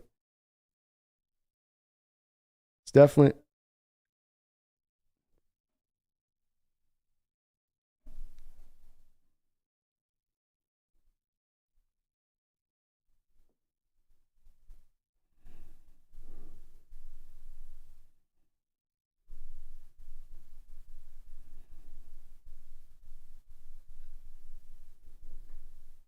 So a pick there at the half here. Good play by Emerson. He jumped the route. No, I don't know if maybe Carroll just didn't think he caught it at first or what Carroll was necessarily super mad about. Browns are going to down this ball, and that will run out the clock here in this first half. Gino played well aside from that throw, I think. That he didn't have a bad half here, but that throw looms large. There's a chance there to at least get yourself out to a 6-point lead to finish things up. Carroll is pissed. He is just glaring at the officials as he walks off the football field. Not a happy camper. So Seattle does take the lead here. It keeps the lead at the half. As wild the first half as that was. A lot to probably turn over in that half, I would say. A lot to turn over. And yeah, the Gino ugly interception thing rears its head again, playing the just nice, clean half. And him and DK just have not been able to get synced up the past few weeks that DK's been out there playing. DK with 8 targets. He does have 2 catches for 50 yards, but they've just not been able to get in sync. It's the best way I can put it.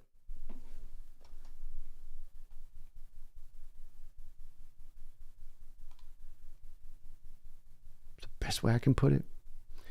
Seahawks defense definitely gave up its share of yards in that first half. 14 points. They were able to find some turnovers, which certainly loomed large. They got a good amount of pressure, it felt like, in that first half. 7 quarterback hits, a lot of pressures.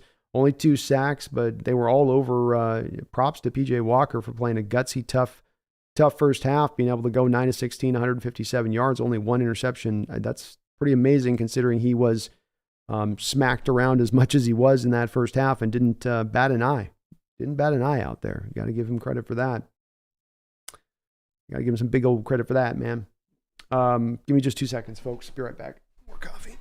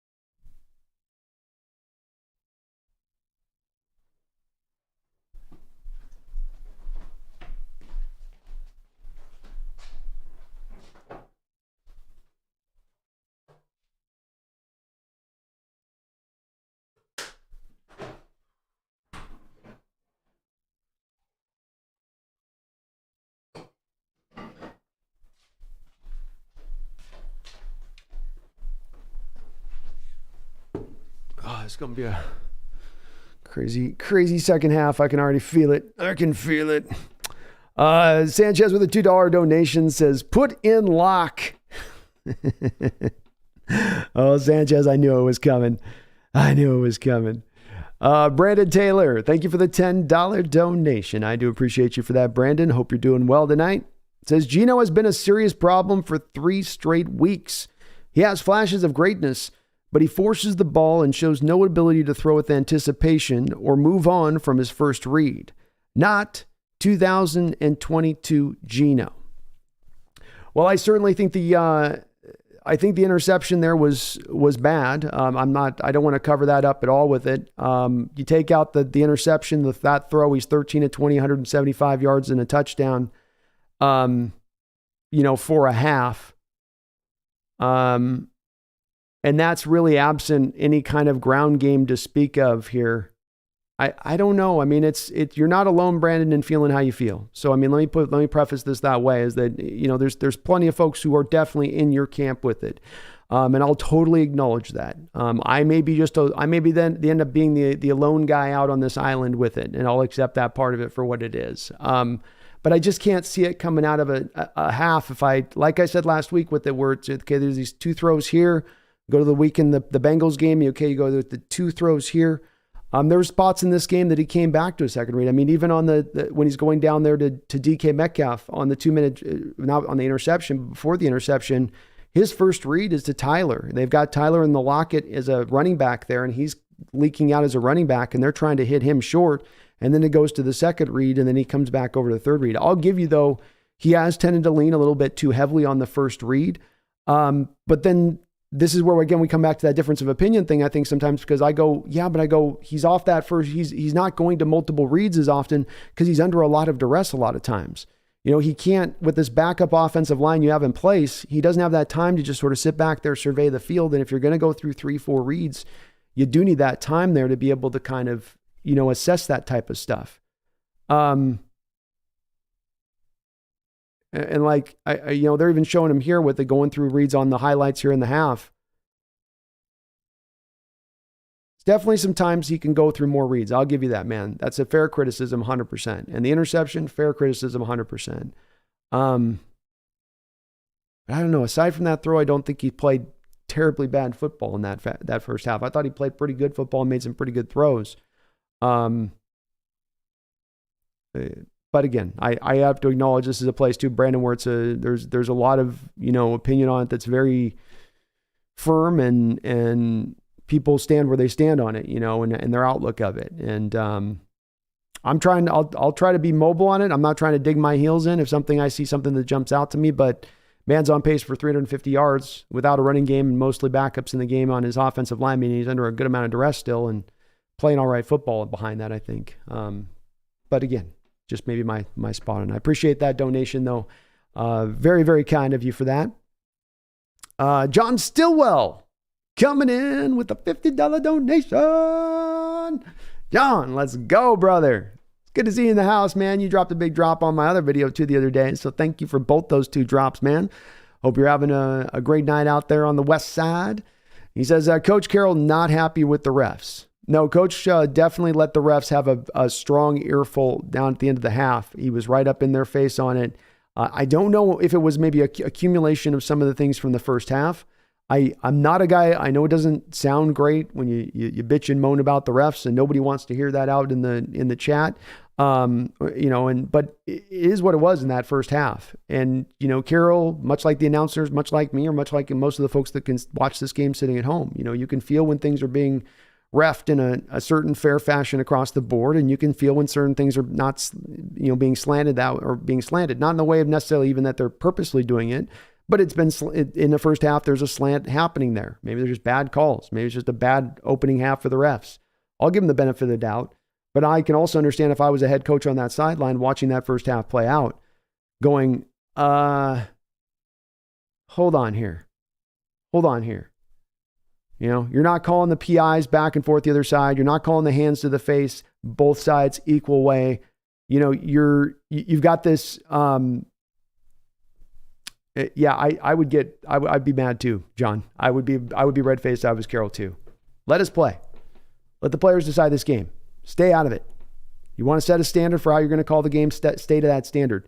Don't oscillate like a sliding scale back and forth to where it's convenient for you to do so. And that's why Coach was mad a little bit. I don't know.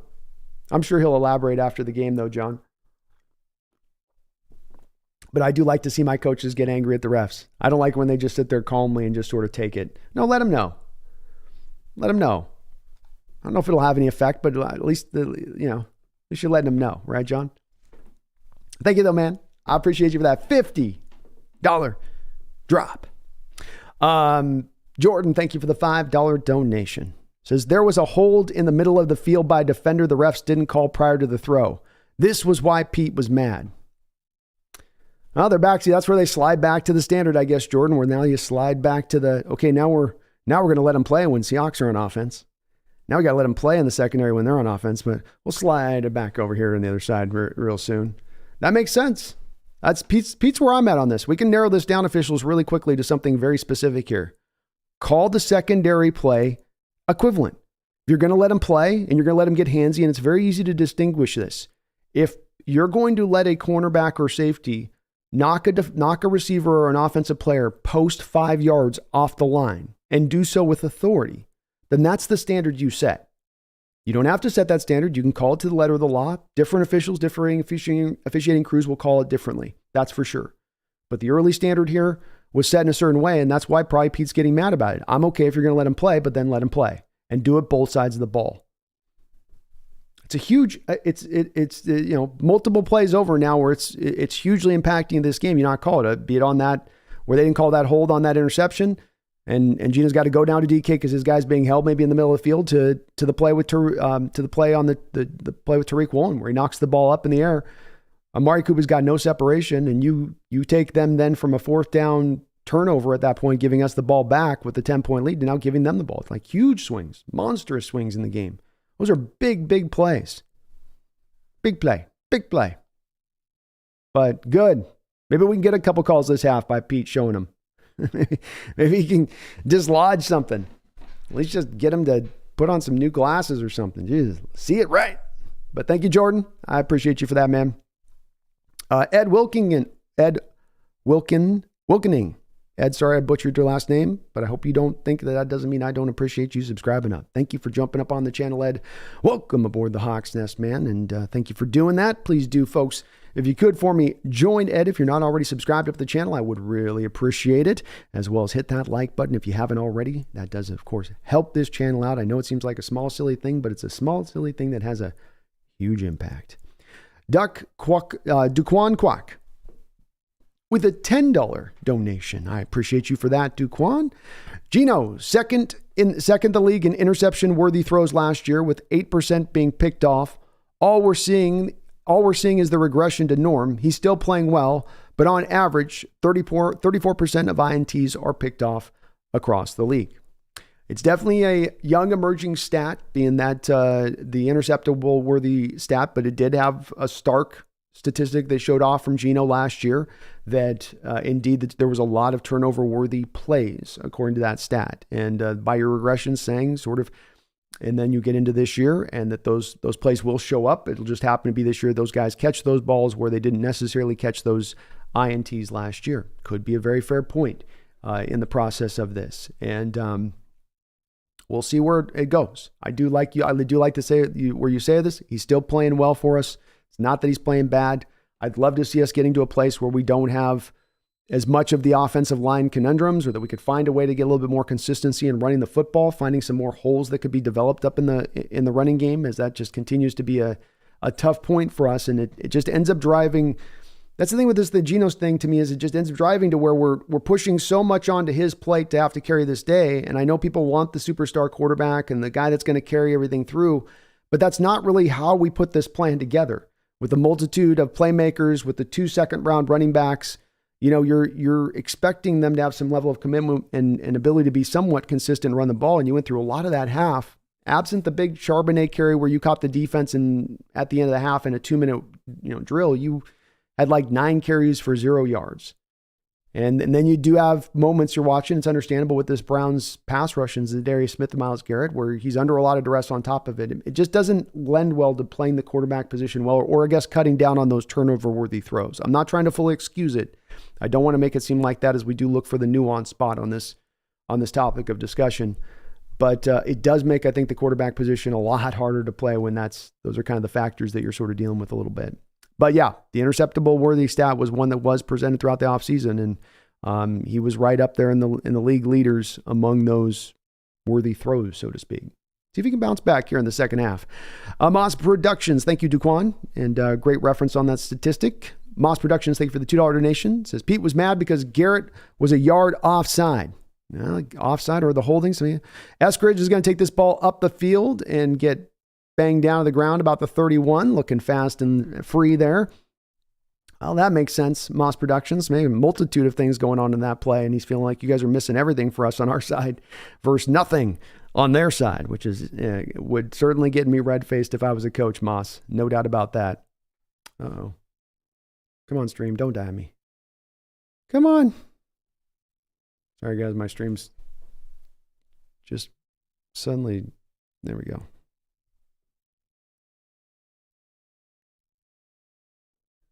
It's cutting in and out all of a sudden. Come on. Don't go out. Bear with me, guys. I'll get back with the action here as we got the kickoff starting, but my stream's decided to... Come on. Okay.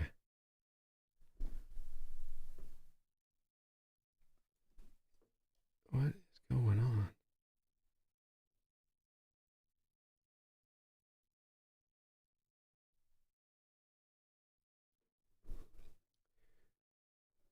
Live stream show, folks. Always some stuff going down here.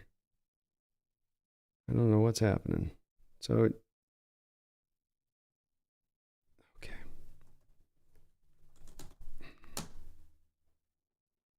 What is going down? Come on. It's funny how this happens right at half, starting back up. Just suddenly cuts out on me.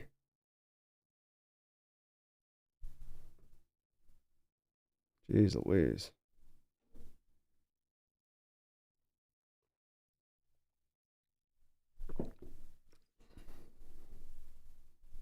So sorry, folks. We'll be getting back to it here in a second. I can't. Just waiting for my deal to reload here. I have to do a new device here. See if this is going to play.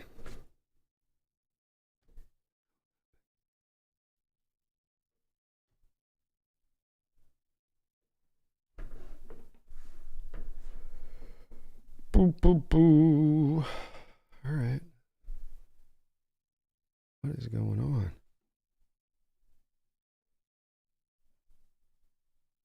These apps are awesome, these streaming apps. They just decide to suddenly kick the bucket when they want to. They're just sort of like, okay, we're done. We're not going to work anymore. All right, let's go to this other one.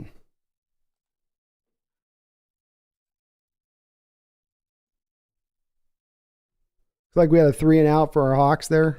That's what appeared on the first opening drive. I couldn't tell. I don't know. My stream went out on me. Figure it out. Oh.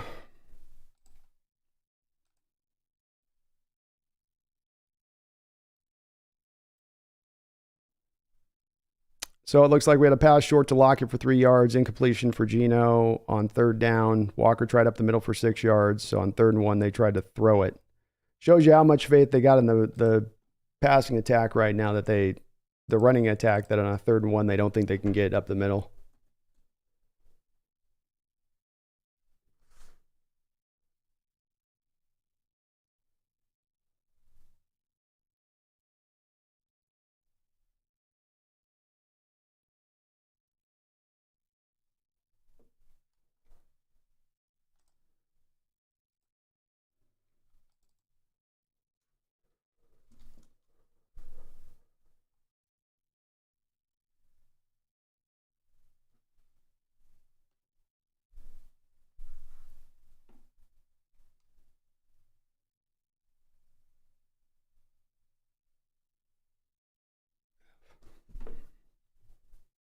It's just not working.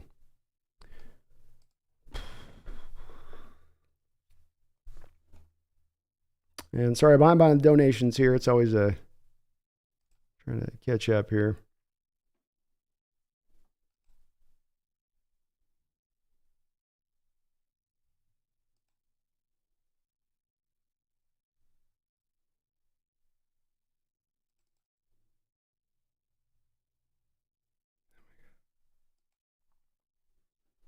Boy, these apps suck.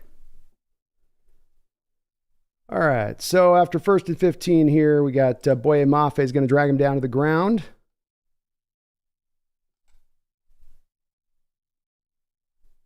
Second down and 12. Trying to catch back up to where you guys are here. We got a screen set up. That's going to be completed. Another long 1st down. Is he going to go for a touchdown here? No, he'll get drugged down. Screen games just killed Seattle today. No answer for it.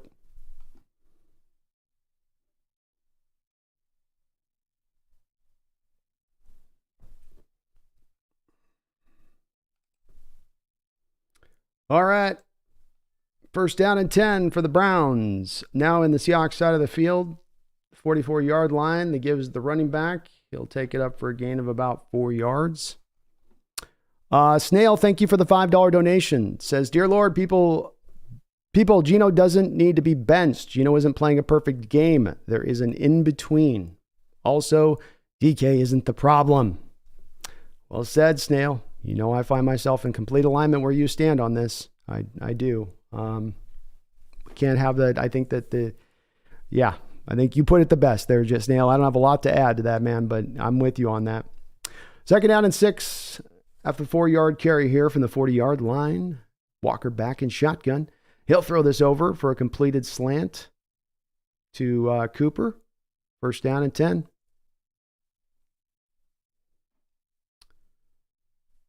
But I appreciate you for the donation, Snail. Sorry a little late on these donos. We got a lot coming in, so it takes me just a bit of time on these. Garth Knight, thank you for the $5 donation. Says, Mahomes to Kelsey is awesome, but Lamar Jackson to Mark Andrews is legit. Can Andrews block? Oh, yeah. He's a good all-around player, Garth. A good all-around player. He's so big. You just got to put his body in front of you, and he's got you blocked. 1st down and 10 here. Under center is P.J. Walker. Fake pitch play. They're going to reverse this. Darrell Taylor is able to get the reverse man out wide. And that will be a loss of probably a couple there for 2nd down. Thank you, though, Garth. Appreciate you for that. Nice job by Taylor to get him widened out there. Not take the cheese.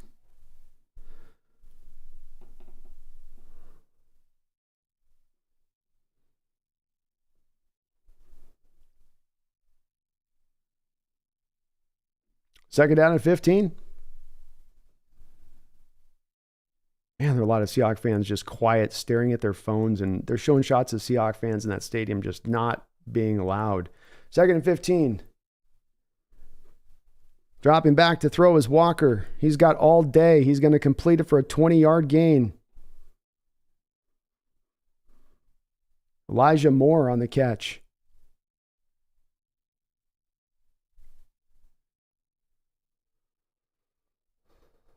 Seahawks playing a deep, deep zone there with Quandre Diggs over the top and allowed the receiver to sit down in it.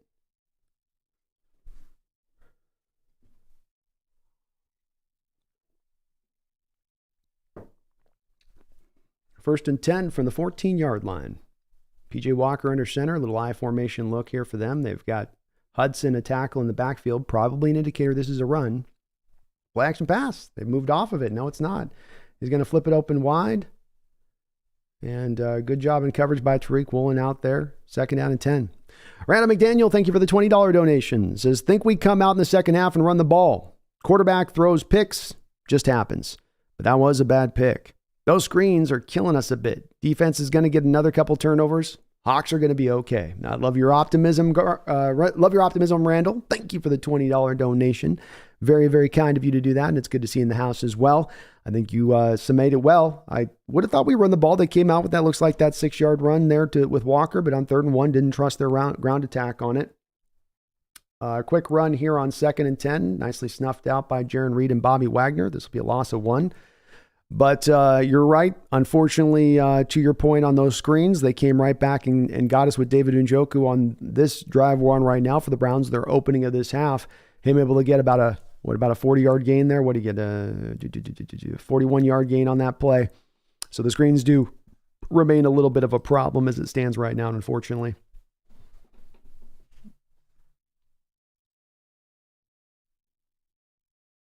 Third down and 11 for Walker.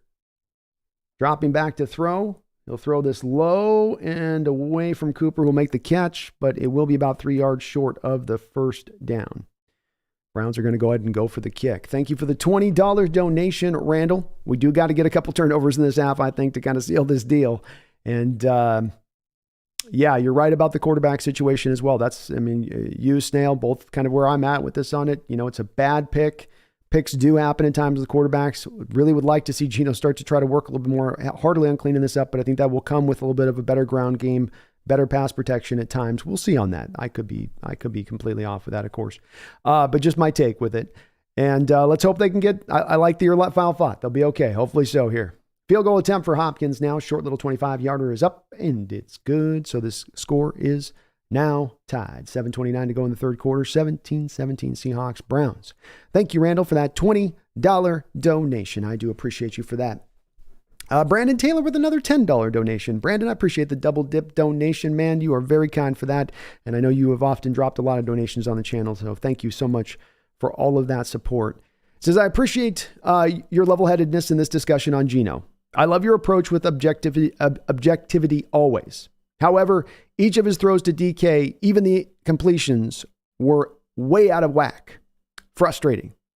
I think that's a valid outlook on the DK throws for sure there, Brandon. I don't think it's DK necessarily running a bad route. I think you've got a guy that's 6'4" with long arms, one of the bigger catch radiuses we've seen in the sport. It's hard to overthrow him and throw it out away from him where you don't give him a chance to make a play on the ball. But indeed, I think you're right on most of those throws in the first half that were errant throws away from DKs. They're not good throws. They're bad throws in there. Outside of those errant throws, there's a lot of other good. And again, as you say with it, I'm just trying to find that middle ground with it. And when it comes down to Brandon, it's people are going to feel where they're going to feel on this one. That's the thing it's kind of, be honest with you, and doing this channel now for this many years, and the Gino discussion now going on for a year and a half on it. I know that it's going to go where it's going to go on it. So. I mean, I appreciate everyone's outlook where they're at on it. I know I may be the alone guy on it. I'm always honest with you guys, right, Brandon? So if I felt like Gino wasn't the guy, or I felt like Gino wasn't going to be, or that he's shown himself that this isn't the one, then I definitely would be into that camp and telling you I felt that way. I just can't fade the funk if I'm not there on it. And I'm not there on it as of yet. And I don't find myself as even close to it as maybe others do. But I think it's valid on the interception. It's valid on the DK throws. That were in there in that half, not giving him more of a chance to make DK to make a throw, make a play on the ball. There weren't egregious throws, like the first throw in the back of the end zone on DK's route there at the end. The ball's right there. DK can't quite get off the press coverage. It's good press coverage. The officials are letting him play at that point. Hard to anticipate that as a quarterback, that the officials are going to let the corner hit your receiver 6-7 yards into the route. Same thing happened on the other 9 route they tried to run. But it's valid. It's valid. A couple of those throws, the in-cutting throw down the goal line where he whistles it over the top of DK's head. A couple of those throws were, just didn't give him a chance. Give him a shot. It's valid. Thank you, though, Brandon. I appreciate it, man. And as I say, I could come out and be wrong on this. I'm not saying I'm a grand poobah on this, or that I'm seeing it just, you guys aren't seeing it clear. You guys might be seeing it clear on those on the other side of it that are more into that phase of going, okay, I've seen enough. I know those folks might end up being right on this one. It's just where I generally find myself standing right now. But as we say with all things, subject to potential change, I guess. We'll see. Brian Myers, thank you for the $5 donations. This was just birthday gifted from my wife. Tickets to the Rams Hawks game in LA. Let's go. Those are some hard tickets to get. I think we're going to be taking over that stadium out over there too when we do go. So it's cool to hear, Brian. So congrats. Tell your wife she's maybe the best wife for doing that. She may get that title at this point. That might be well-deserved. So congrats to you, man. And have an awesome time in that stadium. Hopefully the hot dogs don't cost $50 a pop. Appreciate you, Brian. And appreciate you, Brian's wife, too. Well done. Well done, my damn. All right, 7:29. The Hawks are going to take over at the 25-yard line after the kick. Gino back in shotgun. 2 men in the backfield. Play action pass, dropping back to throw. He's going to underhand this into Kenneth Walker. Walker's going to bounce around here, still on his feet, still rolling, still going. He gets hit hard, but he will able to get himself about 6 yards on this. Nice job by Walker. Looks like the corner who came up and laid the hits, the one who's actually coming up a little bit slow.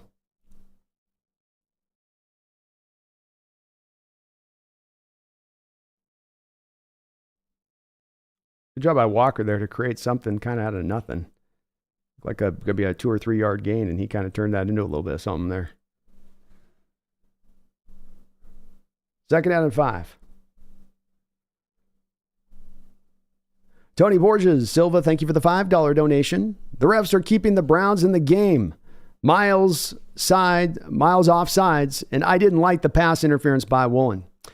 I think we did indeed, for the most part in this chat, Tony, feel pretty much the same way as we were discussing it through halftime. I'm sure there's a few people out there probably accusing me of being a bit sensitive about this, but we were seeing it the same way in that first half, Tony. The defense has got to start getting this clogged up a little bit better here as we go along. Stop letting these Browns get so many drives where they're moving the ball so consistently and so easily with what's, your backup run, quarterback in this game.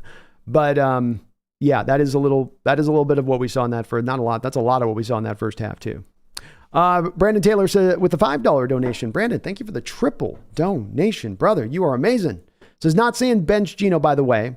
Locke would have the same boneheaded INTs. Just annoyed that it feels like Gino just isn't the guy, regardless of the offensive line. That's a fair take, Brandon. And I don't think you're out of pocket if you come to the conclusion in whatever place you come to the conclusion on Gino. We've gotten enough time at this point. We're going to find folks that are going to have different outlooks in their viewpoint of it, and that's totally all right. Who's to know, what is kind of the way on it. And I will say this, as Gino done a lot this year to show you, yeah, indeed, I am the man, that indeed, that this maybe hasn't shown you as with a certain hand to that other side of it that you just feel, but I don't think he's played bad.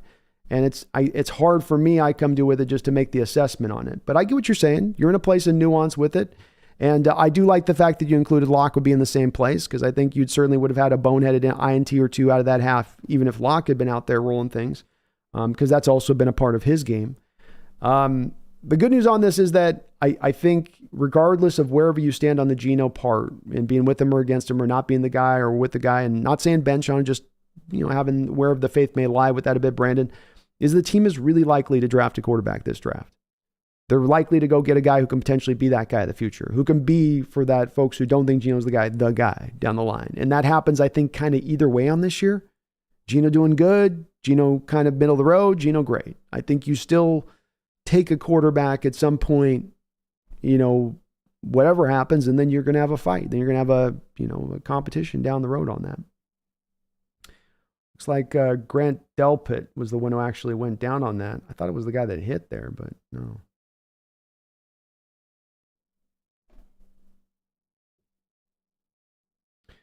Okay, so we've got 2nd and 6, 7:05 to go in the third quarter here. Gino dropping back to throw. Rams bringing a blitz. Gino throwing it up. Gino throws it up to Walker and underthrows him a little bit there. Offense out of sorts to kind of begin this half. Got this. And see, that's a place where Gino I would go to there. He's got the drag route coming underneath. He's gone to the 9 route too much today where he doesn't come down. He's trying to beat the blitz on the 9 routes all day today, and he had Tyler coming underneath with the Lockett on the drag. That's where you got to hit Lockett there. 3rd down and 6. Browns showing a blitz again. 5-man front. They're bringing it. Ball's tipped up into the air. The ball's going to be intercepted. Oh, my God, Gino. Come on. I'm trying to back you up here, buddy. I'm trying to back you up.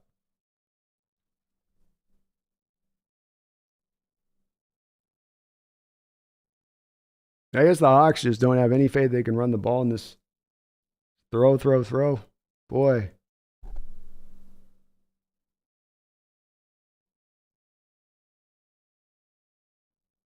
What a play by Hurst. I don't know if he caught that.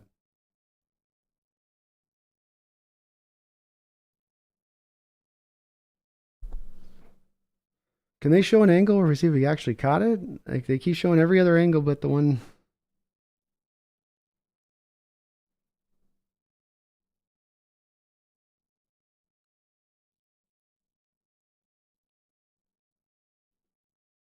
So yeah, Maurice Horst dropping back off a zone blitz look here. Gino never saw Hurts dropping back or felt him dropping back. So back-to-back plays, Gino gets confused by the blitz.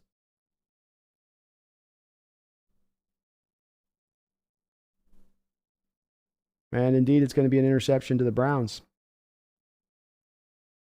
1st and 10, 6:55 to go here from the 39-yard line. Walker and shotgun, handoff up the middle. This carry is going to go for 9 yards. Seahawks offense is completely, after having a super hot start, 3 straight scoring drives to begin the game, has completely fallen apart. Just there's no juice right now on this side of the ball, no sense of identity, no sense of feel for what's going on, and Gino is progressively getting worse as this game goes along. I'm having his back, but it's like, come on, man.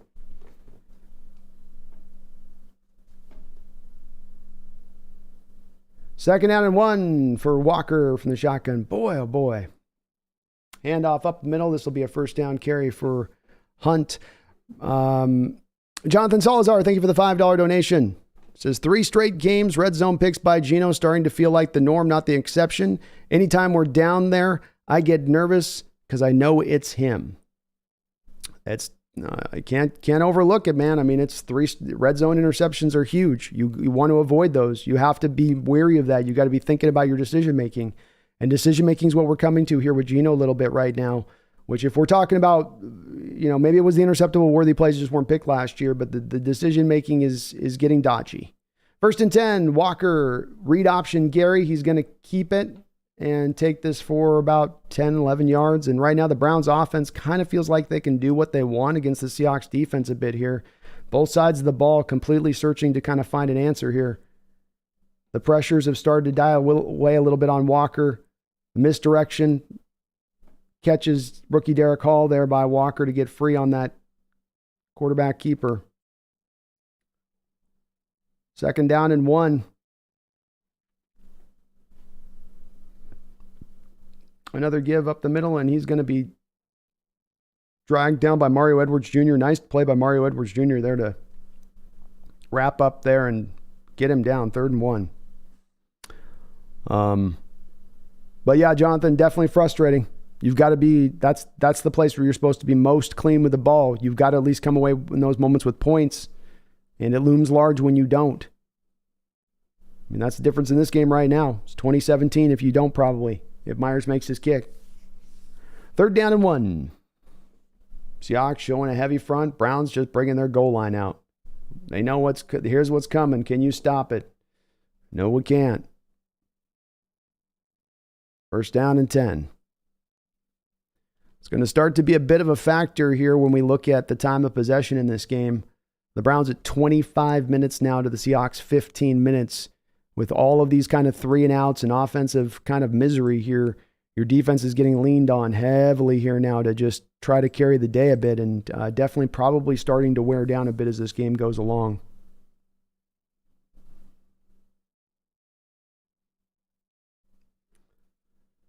First and 10. Browns on the 15-yard line. Play action pass. Walker dropping back to throw. Looking. He'll throw it through the back of the end zone. Jamal in tight coverage on David Njoku. Nice job by Jamal. Mumbles with a $2 donation says, more zone or man? I have a feeling which one it is. It seems there's a bit of a mix. I'd have to go back to the tape and see Mumbles on what they're doing on the screenplays. I don't think that there was one screenplay to Njoku on the touchdown that was a Jordan Brooks blitz, which probably would have been man across the board, I'd guess. But I'm not sure on the rest of it if that's what's happened. They don't look like they brought a ton of... They've been getting front 4 pressure. I don't know if they brought a lot of blitzes today. But I'm not sure on that one. I have to double check on some of the 22 from the game. 2nd and 10, gives up the middle here to Kareem Hunt. He's got room to work with, and the Browns' rushing attack has been far more... Even though they're at only 96 yards in this game, they just feel like they're just getting more of the consistent 2, 3, 4 yards a carry, right? Less of the negative yard plays. And they will put the Seahawks in a 3rd and 4 here. Important play in this game right now.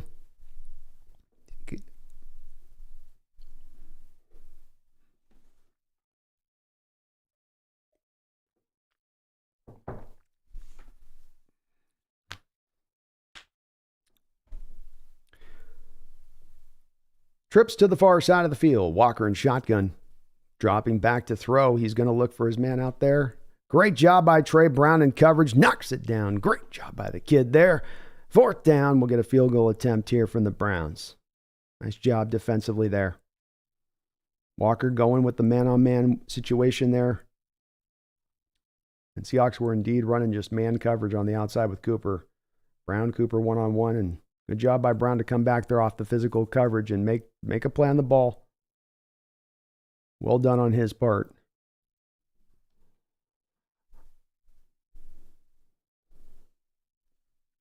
.27-yard field goal attempt here. for Hopkins. Another little short 27-yarder, so chip shot. Kicks up, kicks good. And the Browns take the lead 2017. Brady with a $2 donation. Do we have any more Broncos picks left? Bye, Gino. Well, we don't have the Broncos one, but we got the Saints third rounder for whatever that's worth, Brady. So not really, but kind of, I guess. Sort of, I suppose, would be the answer. But we technically traded the Broncos last year for the pick, but it is the Saints native pick that they got from them, I think, back in that whole Peyton trade thing that went down between those teams. Between them teams. Thank you, Brady, for the donation. Mumbles, Jonathan Salazar, Brandon Taylor for all your donos tonight. I do appreciate you. And Brandon, thank you for putting that spot in the conversation where we do find, again, that nuance on it. You know, I appreciate completely the people from the side of this that might be standing on the spot of not feeling Gino with it, and that's where they stand with it. And I've always wanted with this to make this determination out through the course of the year. I wanted to do it once we can get maybe the line into a better place. But it's a determination to be made this year. It is about where we kind of stand with it. I do think it just plays out the same way where eventually it's going to be a drafting of a quarterback somewhere between the second and fourth round when it all gets said and done. So it's sort of like, you know, for me, it's the end game of this becomes the same thing, so to speak, right? Where it all ends up, that will be where it probably goes, as opposed to being, I don't think that they're going to necessarily move up in the draft for a first round kind of quarterback up in like top 15. They could, but just haven't seen them ever do it before, so I wouldn't count on it. Play calling's not been great, Brian. That's in addition to this, yeah. It's been a bit touchy. It's been a bit odd today. I understand that there hasn't been a lot of running room in there, but definitely it's just been sort of passing, pass. And boy, offense cooked so starting out, everything was flowing, everything was going. You got creativity from Waldron, and then, I mean, I guess you just got outside your scripted plays, and it all grinded to a halt right quick. And now it just feels like they're under a bit of an onslaught.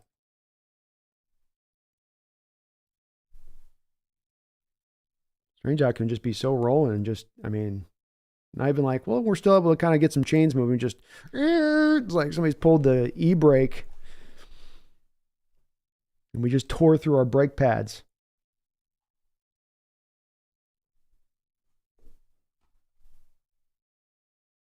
Marco Carosino with a $5 donation says, are you kidding me? They just showed the behind angle of the INT and that they never showed. It hit the ground. We're seriously being screwed. I saw the angle too. Yeah, they finally showed the reverse angle of the INT of the defensive tackle, and it does look like the ball touched the ground on the INT, folks. So, yeah, I saw the same thing. I'm trying not to, Michael, I'm doing my best not to complain about the refs. I'm trying to let it not jump out. But yeah, I saw it. They finally, isn't it weird how they finally show us that angle they weren't showing on all the 4 other replays that they showed us when it was happening. And then they finally go to the back angle, which shows the ball touching on the turf. Thank you, man. I appreciate the donation. Been a brutal day on a couple different levels. All right, what does the offense have in its bag? 1st and 10.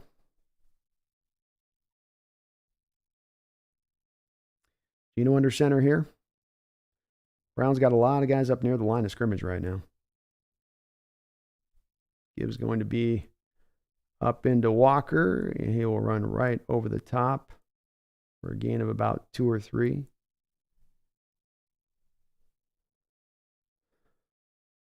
.234 to go in this game. Man, this has been a action-packed affair, I'll tell you that. A lot happening.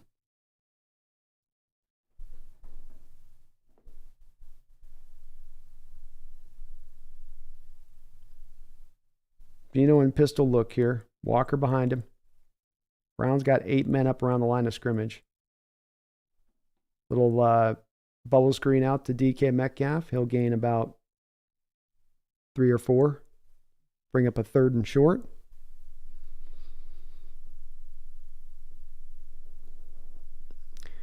.154 to go here in the 3rd quarter.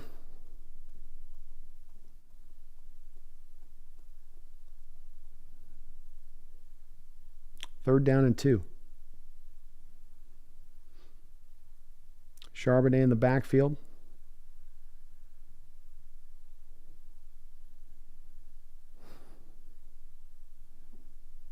Holy Jesus. Gino just came an inch away from throwing a pick six. Absolutely brutal throw. The worst throw of this is saying something. That was his worst throw of the day.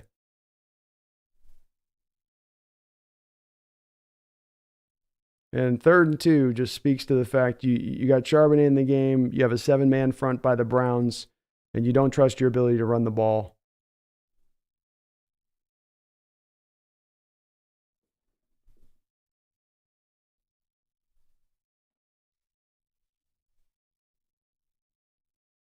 Get down there. God. What's it?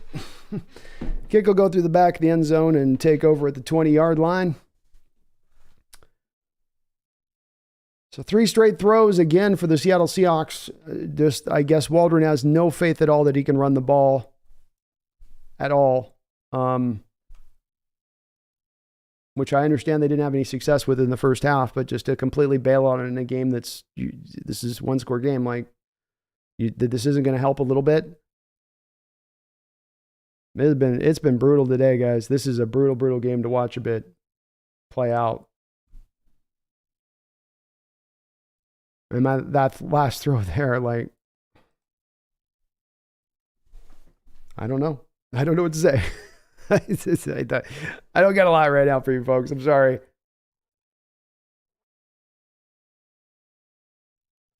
It's a three-point game. See if the defense can hold this up at this point.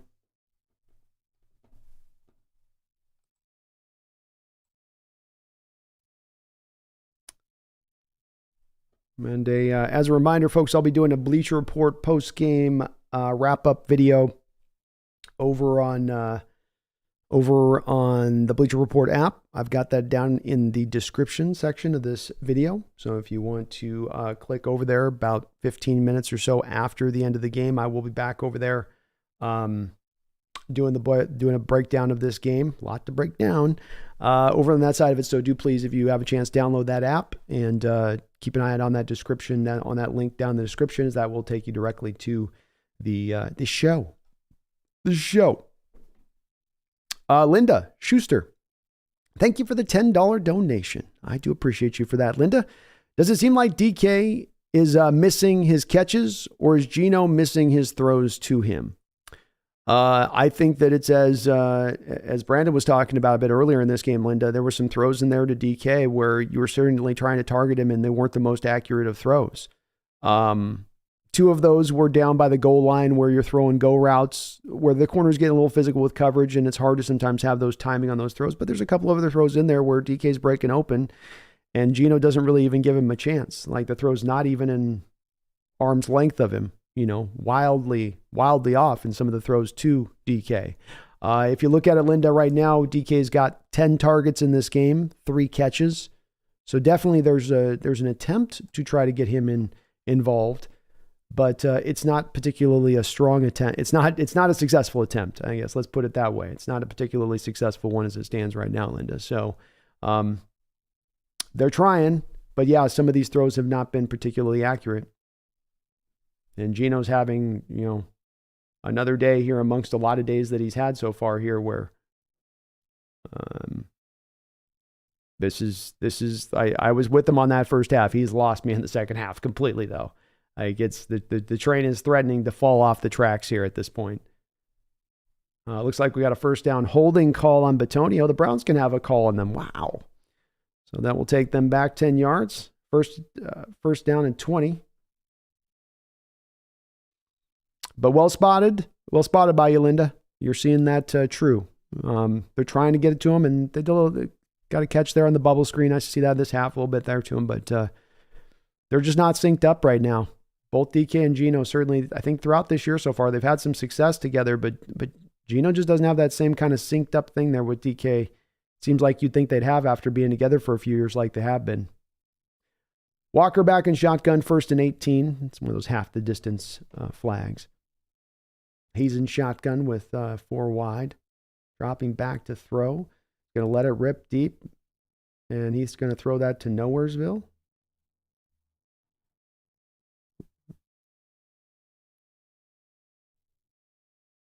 Good job defensively by the Hawks there. 48 seconds to go in the third quarter. Yeah, Tariq Woolen in press coverage there on Elijah Moore. Running step for step. And looks like the quarterback thought Moore was going to run a go route instead of a stop route. Second down and 18.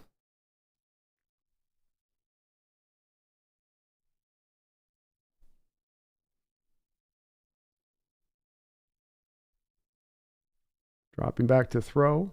Knocked away by Trey Brown, but we do have a flag. No doubt about this. This will be an automatic first down for the Browns.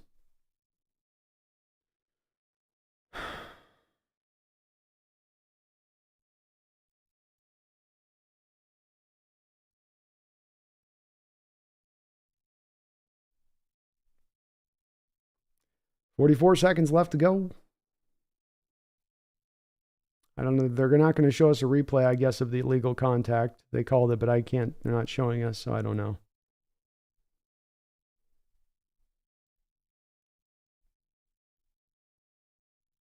There we go. We're going to finally get to see it.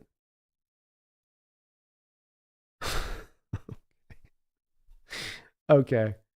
Whatever. First and 10. A bullshit call. First down and 10. Gives outside. Drug down for a 2 or 3 yard gain. Mumbles, thank you for the $5 donation. Says, thank God for our defense, but man, did they really have to have the good parts of the game where I skipped the commercials to catch up to this crappiness? Yeah, you definitely missed the spark. This started out as sparkling. Defense stopping everything, getting sacks and hits. The offense, Walker busting 40-yard run, while throwing the ball all over the field. It was looking magnificent to begin things.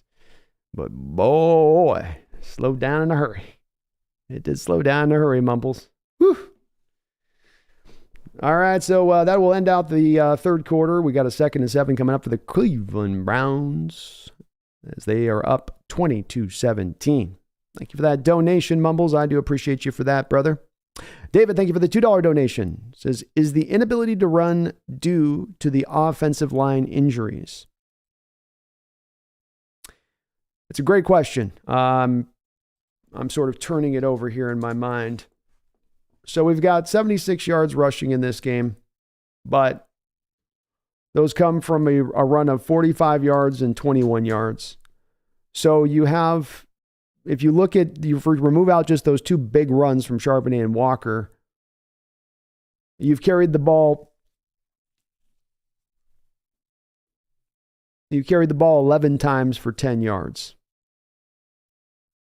So, definitely I would say that the lack of being able to run is a little bit from the backup offensive line. I'm not going to let Waldron off the hook here, though. There's been no imagination to his play calling at all here. He's not scripting up anything easy for Gino on the throwing in the pass game. As we've seen with his offense in recent weeks, everything just feels hard over and over again. And I'll give the offensive line injury issue and situation a little bit of some of the onus here. I can't give it all of the onus, though. Waldron's got to do better here. This isn't going to get it done with his play calling and the way he's going about it.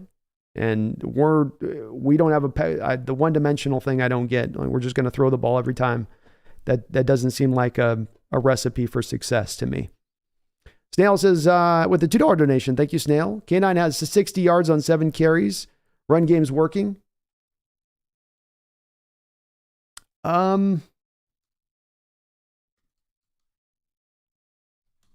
But he got 45 yards of that on 1 carry. So if you take the rest of his runs, he's got 6 carries for 15 yards. I'm not saying they shouldn't run the ball more, Snail. They should totally run the ball more. That part's been definitely frustrating to watch. But they're not necessarily being successful with, it's not to say working. They've had 2 big runs they busted off, but other than that, we both agree on this, though. They should run the ball more. The passing right now attack is nowhere near good enough to let Gino just sit back there and try to sling it 40 times, 45 times a game. That's not going to get the job done, right? That ain't going to get the job done. But thank you, Snail. Appreciate the donation. Brian Myers, thank you for the $2 donation. Look at the third possible INT not on Gino. JSN stopped. He did. Yeah, JSN he was expecting him to carry that route. 2nd down and 7. Run game up the middle here. The Seahawks defense able to clog it up pretty well. It'll be a very short gain. That's a fair point, Brian. Definitely that was a throw that happened with him thinking that JSN's going to continue on the route, not sit down.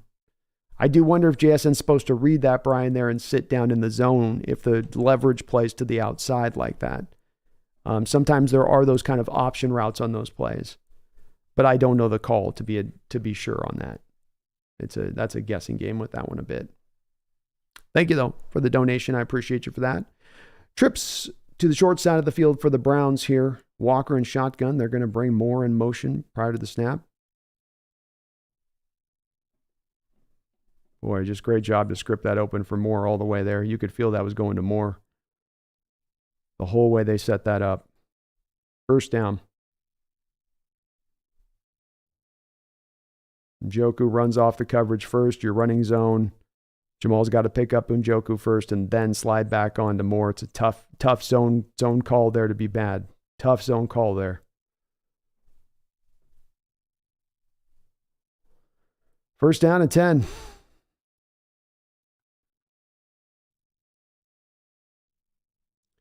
Pitch play outside.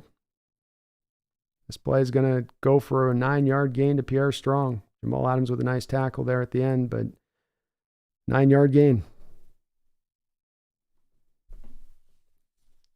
13:22 to go in the 4th quarter. Browns up 20-17.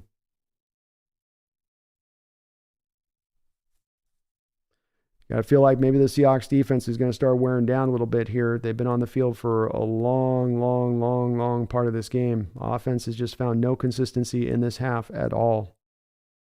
Completely shut down. The give is going to be inside. Carry is for a 10-yard gain there. And this is what this is kind of feeling like right now, which is the Seahawks defense is starting to kind of tire out here a little bit. The holes are getting a little more open. The tackling is getting a little bit more loose. Just not as much there to be what was clogged up early is now starting to open up a bit.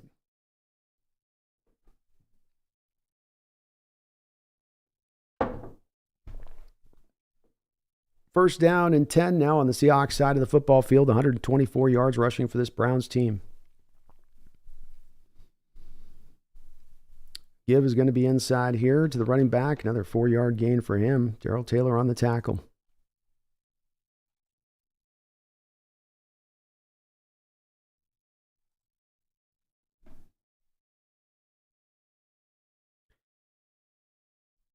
Browns have just basically owned the ball this half.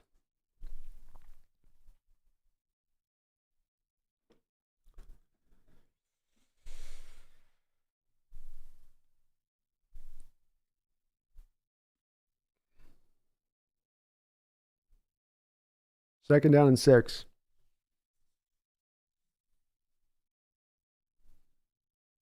Give is inside in the ground game. Taken down for a 3-yard gain is Jerome Ford. Bobby Wagner on the tackle. Nice job by Bobby. This will bring up 3rd down. 3rd and 4.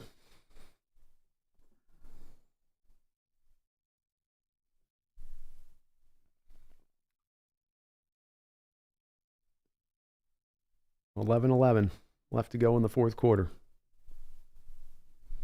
12's beckoning forth their defense, trying to give them a little bit of juice here.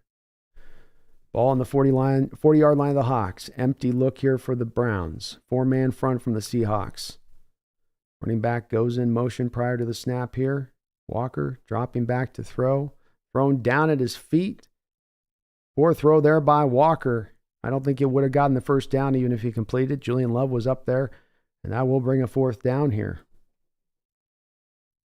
So a nice stop by the Seahawks defense there. It was looking like they were just about to break.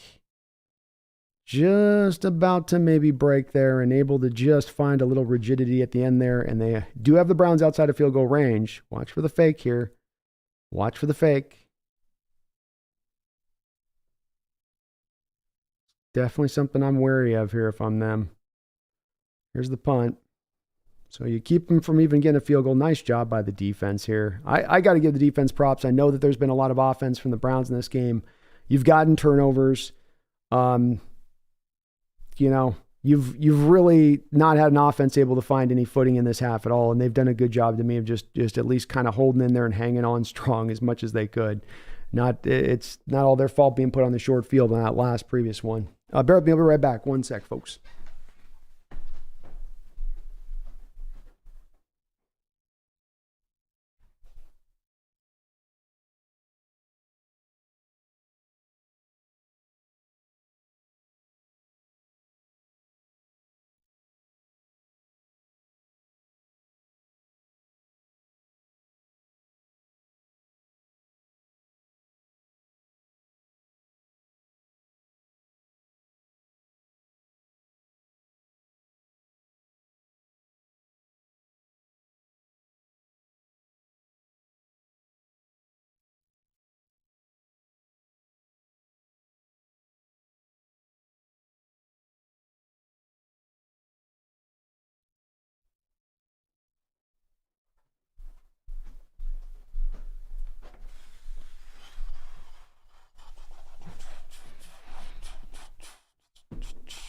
Appreciate, again, all the donations here on the stream. Sometimes I have to get through those a little bit quick because we got so many coming down. But thank you guys, everyone, guys and gals, for getting those donos in as you guys did. You're very kind on all your support to the channel. I do appreciate it.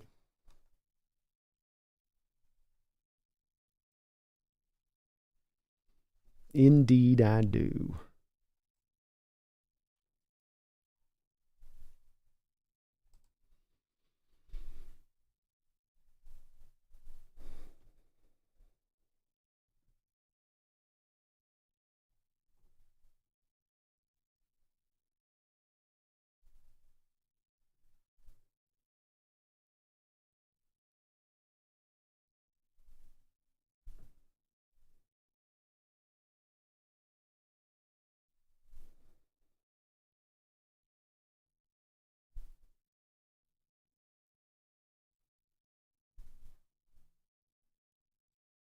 All right, so ball control this half, 27 plays for the Browns, 156 yards, 15 minutes of total time. Seahawks, 9 plays, 21 yards, 3 minutes and 43 seconds of time of possession this half. So it's been stark. They're going to take over with a very long football field here to try to come back and overtake one. It's been punt, interception, punt on the 3 possessions for this half. Gino taking over here from shotgun.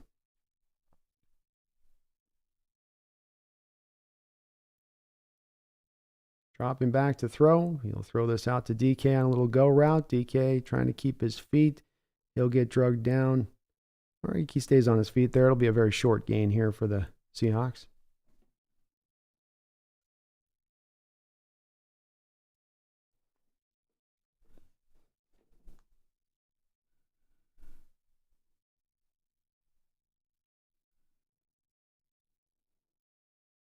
Second down and 7. Nothing easy on this Browns defense today. Seahawks are going to have to call a timeout. Not liking what they're seeing here, it looks like, at the line.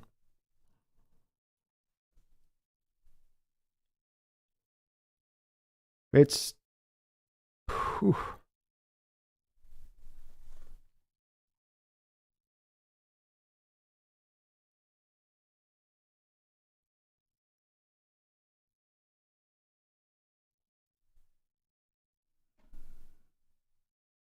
I don't know why we're calling timeouts here. This is a stupid timeout in this moment, completely unnecessary. And you got to preserve timeouts, and that's been a problem for us. Yeah, you don't like the timeout here. Not at all.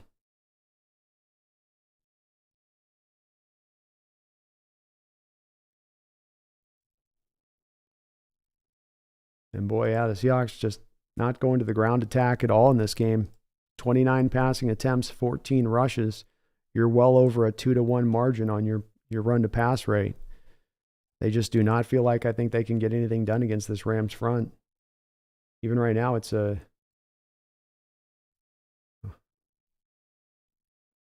Walker with a nice carry here. He bangs his way forward close to a first down after the catch.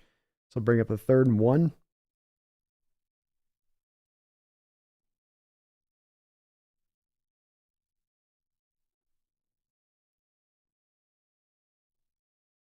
Nicely blocked up by the tight ends on the edge there with the Noah Fant, Will Disley. Giving Walker just enough space there to get through. So 3rd down and 1. It's been a problem spot for Seattle today. These kind of down and distances. Browns are bringing everybody up around the defensive line here. They're expecting run. Gives to Charbonnet. He takes it up the field here. He's still going up the football field. Almost kept his feet and busted that big. Nice job there by Charbonnet. 1st down, Seahawks.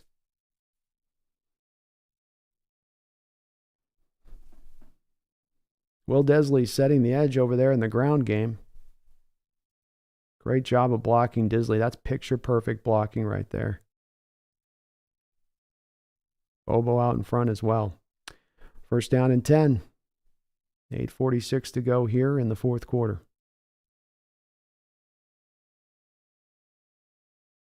Play action pass. Gino dropping back to throw. He's looking. Comes back down to Charbonnet in the flat. Charbonnet with the catch and is driven out of bounds after about a 6 or 7 yard gain. Nice job by Gino coming back on his reads there and not panicking. 2nd down and 3. Mumbles, thank you for the $5 donation. Says, thank God for this defense. I feel like the Broncos with this D and this offense. It is a little bit reminiscent of Broncos last year, but with that, huh? 2nd down and 3. Lockett goes in motion here prior to the snap. Charbonnet, great job bouncing. He's in the open field to Charbonnet, and he's rolling down to the 40-yard line. Charbonnet with a nice, vicious cut at the line of scrimmage and bounced it back inside there. Very well done. Seahawks finding a little bit of a ground game here. Great cut back there by Charbonnet. Just feeling the flow of the Browns defense and then getting back downhill. Nicely done.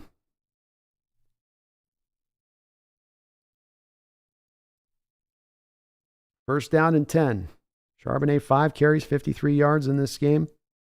Walker back in the backfield now, giving Charbonnet a blow here. Gino dropping back to throw. Comes back underneath to Fant. He's going to get himself a short little gain here of about 4 yards or so.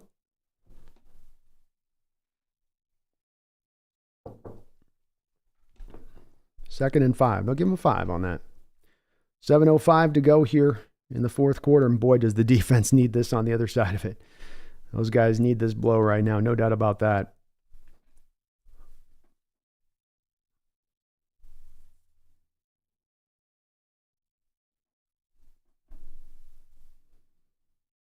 Second and 5. Seahawks on the 36-yard line of the Browns. And the Hawks jumped off sides. Just a little bit of a head motion there by Disley gets caught. This will be 2nd and 10.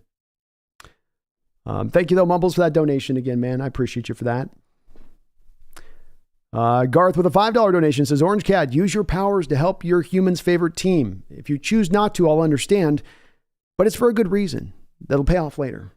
Yeah, help me with this. It means salmon for you. It means salmon. Salmon for you. She says, okay, she's doing her part. She's doing what she can. 2nd down and 10 for Gino and the crew.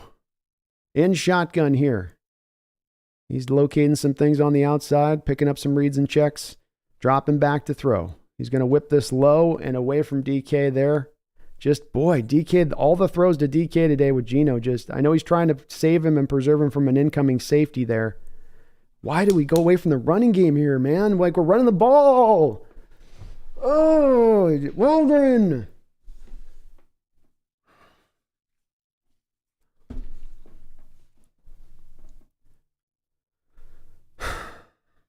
Third and 10. The Seahawks are right on the edge of field goal range. This would be a tough field goal for Myers. Gino's in shotgun. And he's just going to get drugged down for a sack. Wow. Oh my gosh.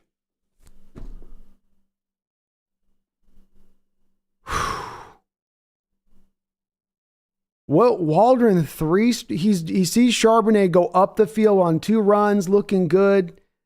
And his answer is then he gets on the side of the field. I want to start throwing the ball all over the place again with Gino. What are we doing?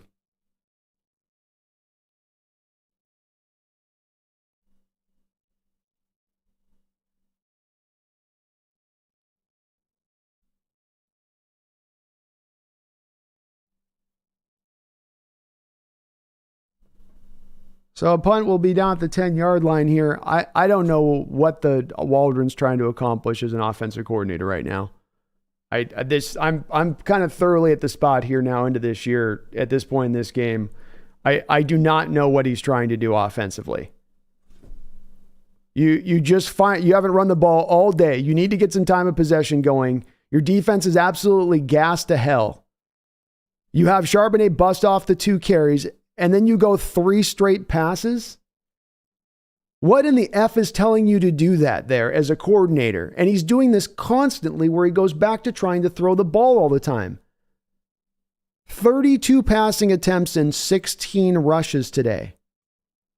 And one of those rushes is Gino Smith trying to throw the ball.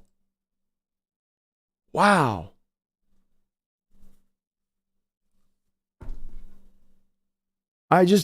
Wow.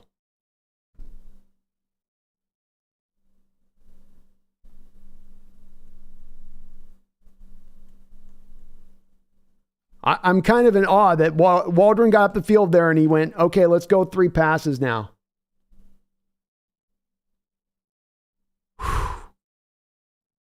I'm sorry, we don't deserve to win this game right now the way we played this game. The defense does. They played well enough. Probably special teams. But offensively, we have not.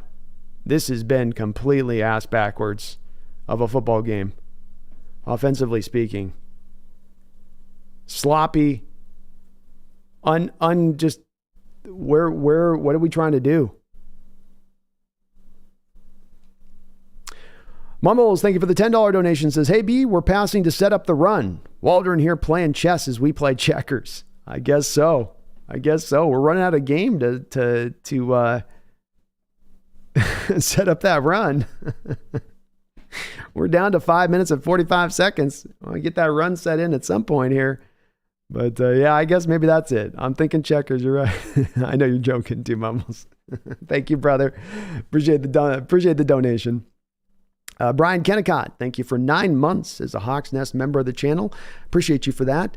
Says Waldron again. Allergic to success. Yeah, it's so weird. It's so freaking weird. You've been dying for the running game to get going, like it finally gets going here, and then you're like, nah. That was working too good on a day where nothing's working for us offensively. Let's go back to the pass. Let's go back to the 4-yard passes. Quick run up the middle here. Nice give and carry for about a 5-6 yard gain on the Seahawks defense on first down. Appreciate you, Brian, for that long-time support of the channel. David Bamarito. I'm going to just say David. Thank you, David, for subscribing to the channel. Appreciate you for that. 65 plays run for the Cleveland Browns today. 375 yards, 32 minutes of time of possession to the Seahawks, 21 minutes of time of possession. 5 minutes and 12 seconds with a 2nd and 4 now.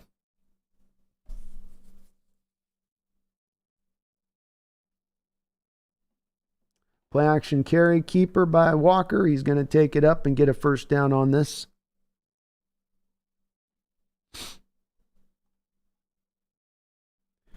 Clock continues to roll. Seahawks with 2 timeouts remaining in this football game.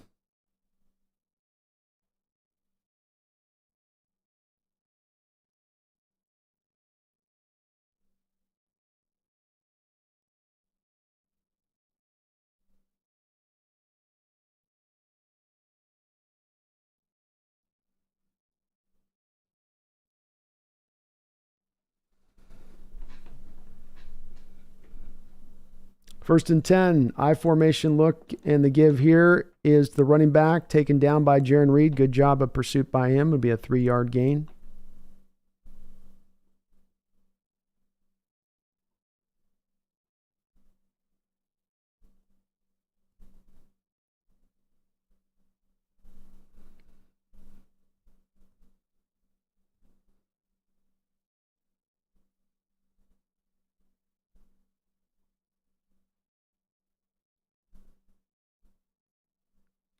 Second down and 7. 3 minutes and 42 seconds left to go in the game. The give is inside here. Seahawks just completely, you can just see the defense is tired as hell right now. It's a good gain of about 4 yards there. They're struggling to pursue. Everybody is woofing over there and just trying to catch their breath. Ball does go out of bounds. Clock will be stopped. Third and 3 here. Pretty big play in this football game coming up now. Do the Browns try to throw this here? If I'm the Browns offensive coordinator, I play action pass because I think I got the Hawks defense completely bought into a run play. You can feel them just kind of struggling to get the stop on the run. 3 yards feels makeable right now if I'm hurt. They do show a 4-man front.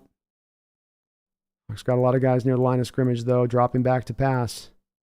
He's looking. He's got a man. Oh, just a miscommunication on the route with Walker and the receiver. Tried to throw him open back shoulder.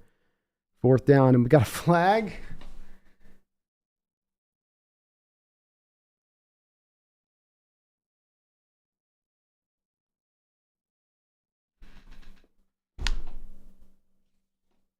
Another flag.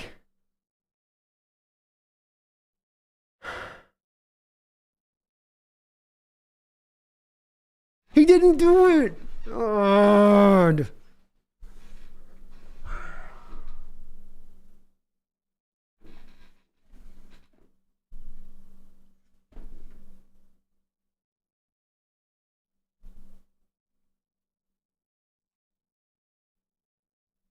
Another bailout penalty's right. I should not have known that it was going to go that way with it at that point. Oh, wow. Magical call on a game-changing play.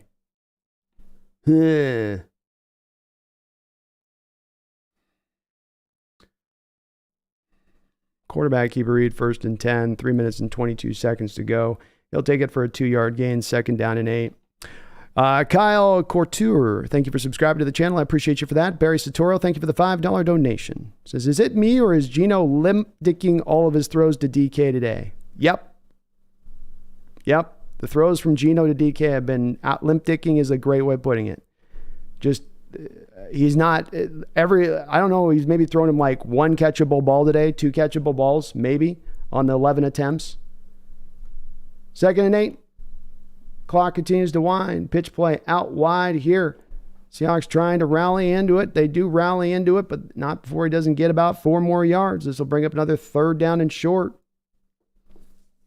Appreciate you, Barry, for the double donation. I love the term. Limp-dicking is absolutely right. It's absolutely appropriate. And I don't know why. You have a guy that I think set the league record for the largest catch radius in the NFL. You know, you think it would be hard to overthrow or not put that ball near the guy to at least have an opportunity to make the catch. But Gino is showing that no, indeed, that is not the case. You can do that. 3rd down and 3. You got to get a stop here if you're the Seahawks. Come on. 3rd down and 3. Looks like the Browns are going to try to take this down and call a timeout.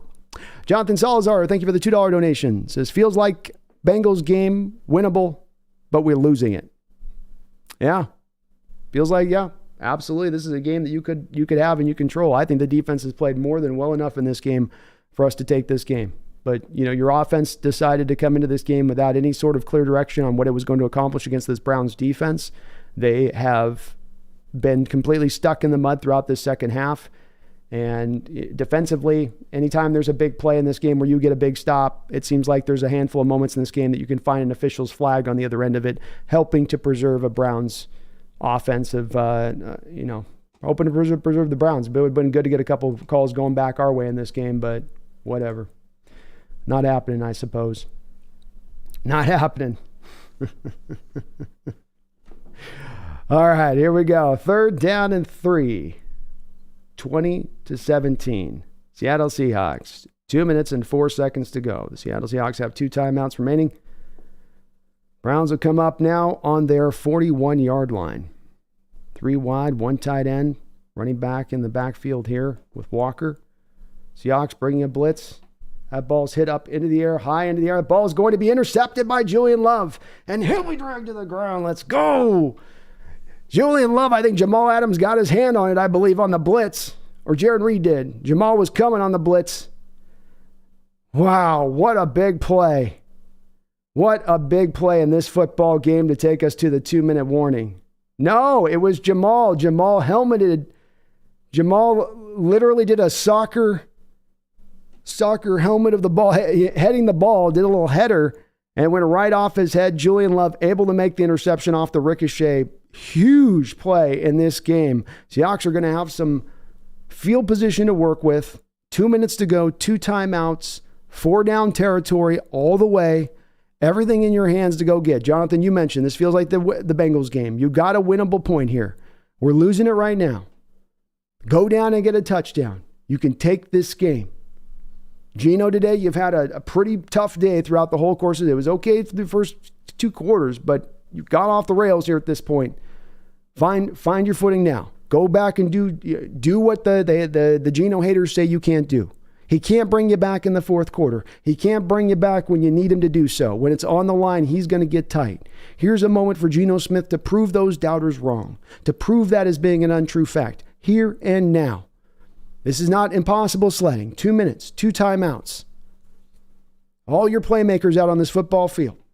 You can even still run the ball a little bit if you're Waldron here. You can still do a couple of those,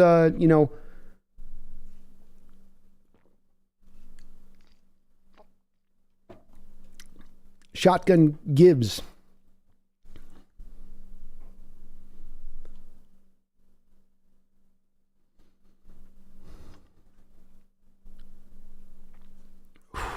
Here we go.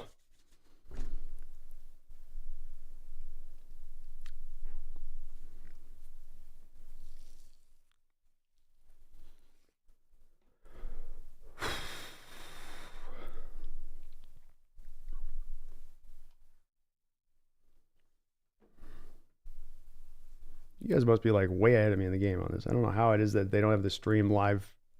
They must be like pushing it through 15 different deals.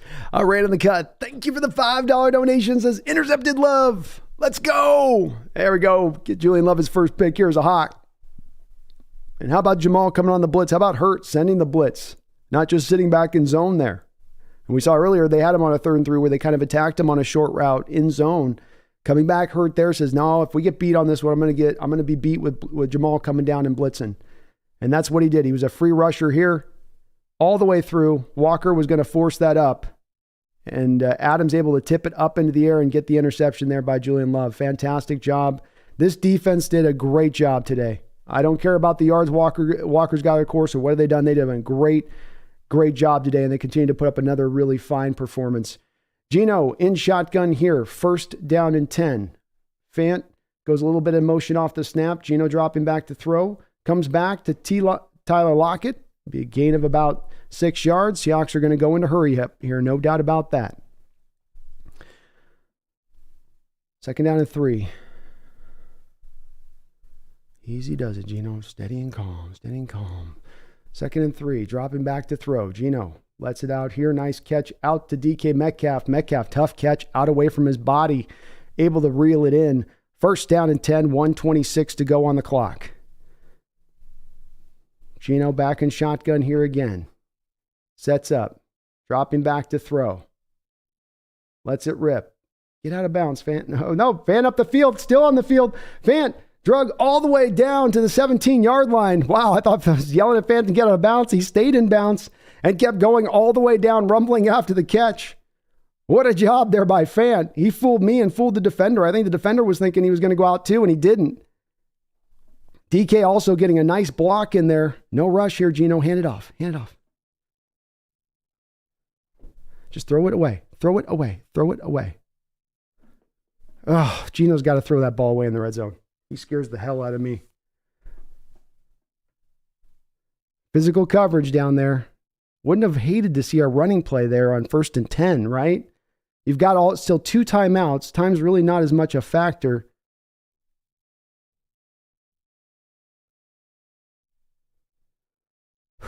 Second down and 10. Brown's got a lot of people up around the line of scrimmage here. And Gino looks like we got a timeout by the Browns. They'll have 1 timeout remaining now.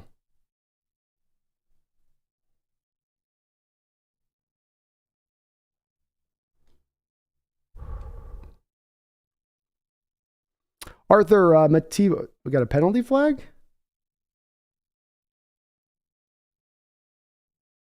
"12 men in the huddle on the Browns." That's huge.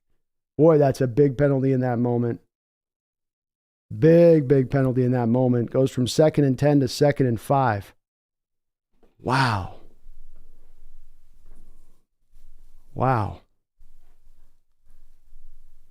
And they're going to take back the timeout, I guess, because they had too many guys out there in the huddle. I don't know what's going on there. Yeah, they had 14 guys on the line. It's a lot of people. 14 is probably too much. All right, 2nd and 5 now from the 9-yard line. 44 seconds to go here in the fourth quarter. Gino in shotgun. Walker next to him. Throw out to JSN. JSN's up on his feet. JSN's in. Touchdown Seahawks! JSN! Bubble screen to JSN and he takes it home. Let's go. Oh.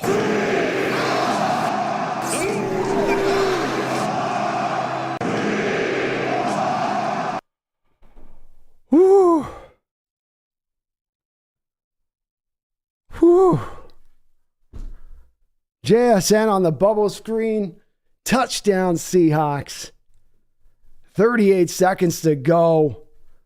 What a drive by Gino and company getting down the field. Great job by Gino struggling on the data to answer the call there. The extra point is up and it's good. 24-20. Now the Browns have 2 timeouts. 38 seconds. Come on, defense. They need a touchdown, though. But what a call there. You caught the Browns blitzing. Perfect timing on the call there. And then Jackson Smith, great job to get to the sideline there after the catch. Touchdown. DK Metcalf, props to him on the play as well for getting his block cemented. Great job. Great play call by Waldron. I've been knocking him today, but that's a great play call by him there.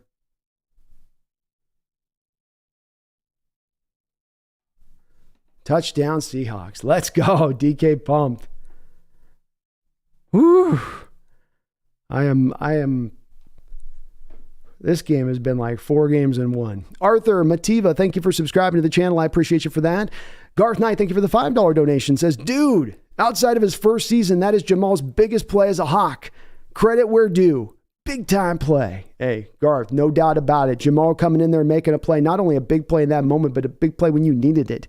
You know, you have to get that stop there. There's no more room for error. This defense has shown this a couple times. They showed you in the Bengal game as well. It's a team thing that they show and brought into play. But the ability and the fortitude of this defense to stand tall today while this offense has taken the time it has to find itself has been so very impressive. And to come in with their biggest play of the game at that time, after essentially the officials kind of jobbed you on the previous call. Yeah. And Jamal, great job on that blitz to know he's going to try to get that ball out fast. I'm going to jump up there and knock this out. I'm not going to let him get the quick throw out. Fantastic job by Jamal. Also showing off the ability, Garth, there to kind of disguise that blitz as he was bringing it off the edge. Well done by Jamal. And this defense has been just awesome today, Garth. Credit, right? That's right. Rightly said. Credit where credit is due on that. They've played a tremendous effort. Now let's see if they can put the capper on this, put the exclamation on this. Let's go here now. We've got 1st and 10 from the 25-yard line of the Browns. 38 seconds left to go in this football game.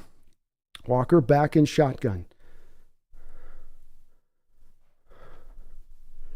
Seahawks bring a bit of a press look there with Witherspoon rolling out. Is he going to try to go deep with this? Oh, Woolen had a pick there to be had, his second one of the game, and it went right through his hands. And he's knocking his own head going, what did I do? I had it. That would have been game right there. He'll never get, I think, an easier interception than that one right there.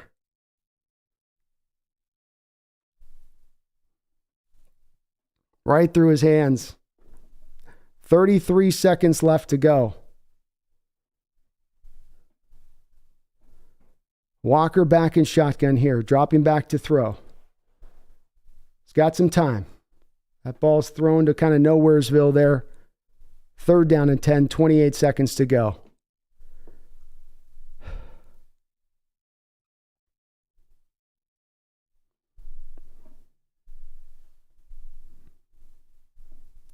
Oh, my goodness.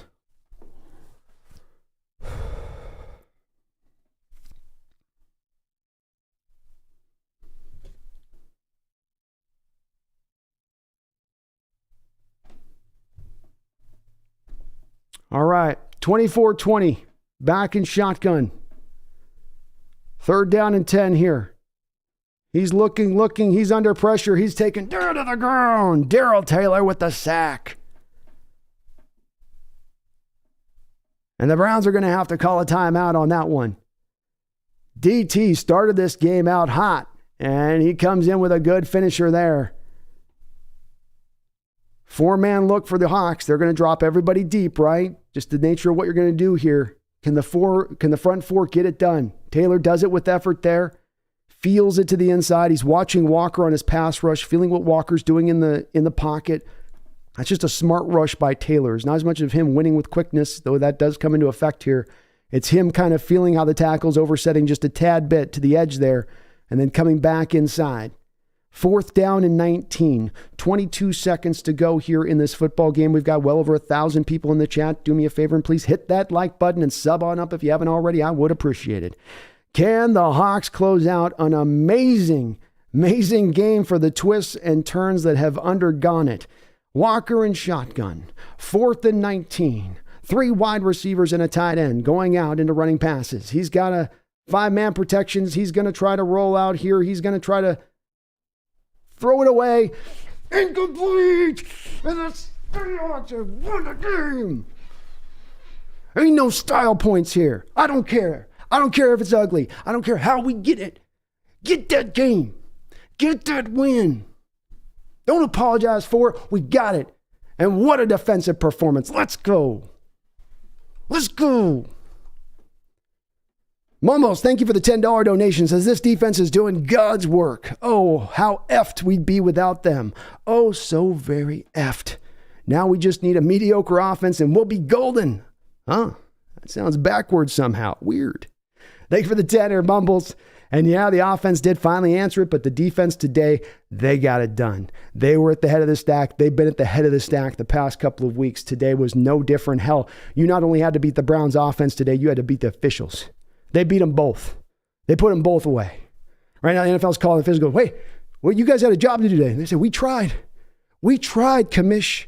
They were just so damn good. Let's go. Let's go. Randall McDaniel with a $20 donation. Thank you, Randall, for that big donation. Says, let's mother effing go.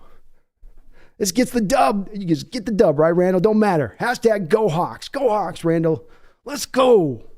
What a job. What a job by this defense and team to keep fighting. And hey, as tough a day as Gino had, anywhere near his best day. Definitely going to be a poor day. Definitely going to be a lot that's going to be unpacked with his Gino performance, but still finding the answer on that final drive, a place that the haters say he does not have an ability to answer that bell. Well, when the chips are down, Gino folds.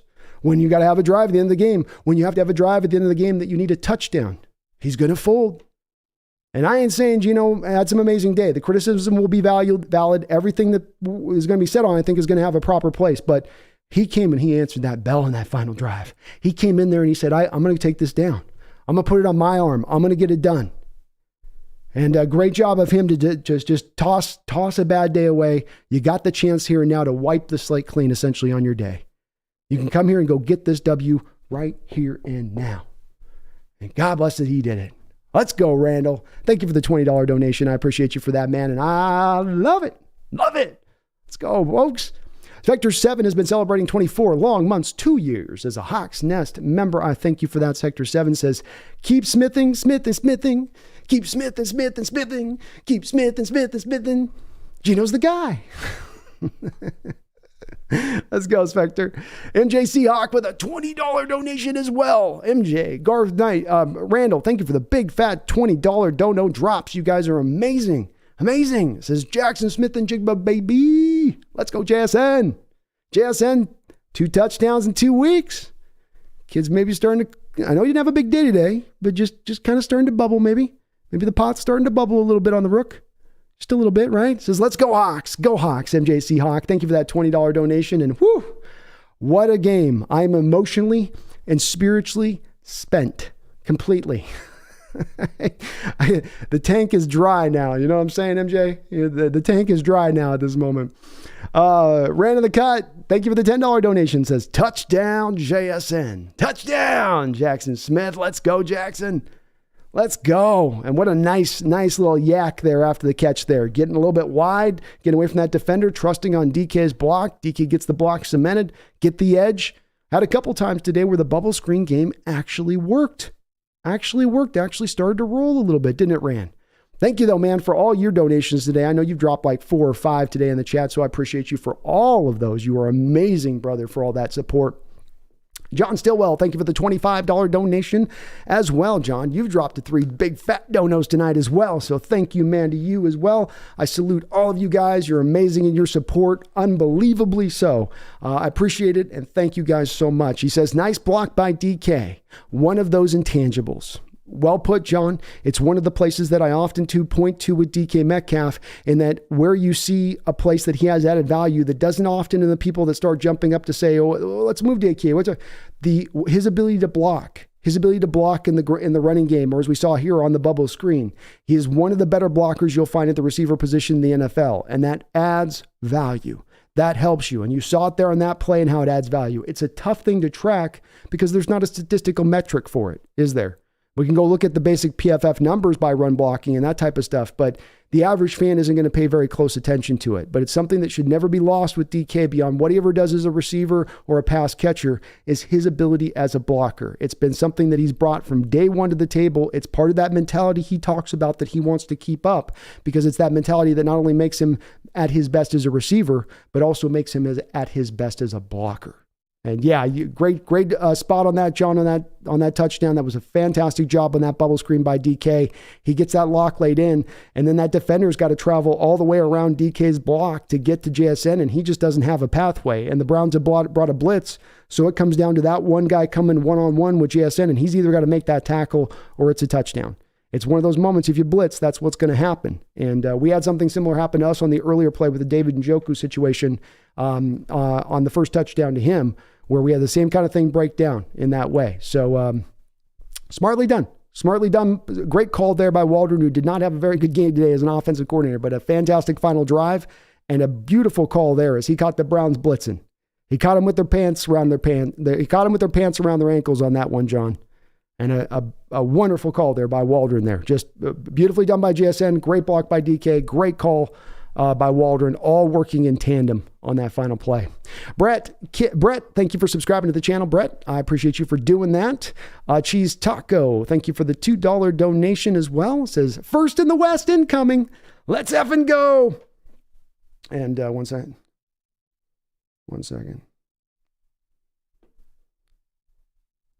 All right.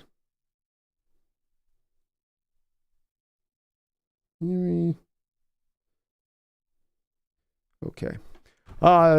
Cheese Taco, first in the West incoming. That's right. As Cheese does mention. Hey, folks, just want to let you guys know. This. Did you know that the Niners are going to lose? And that's going to drop them to 5-3. Do you guys know who's in first place in the NFC West? You know who's in first place? Woo! Feels good.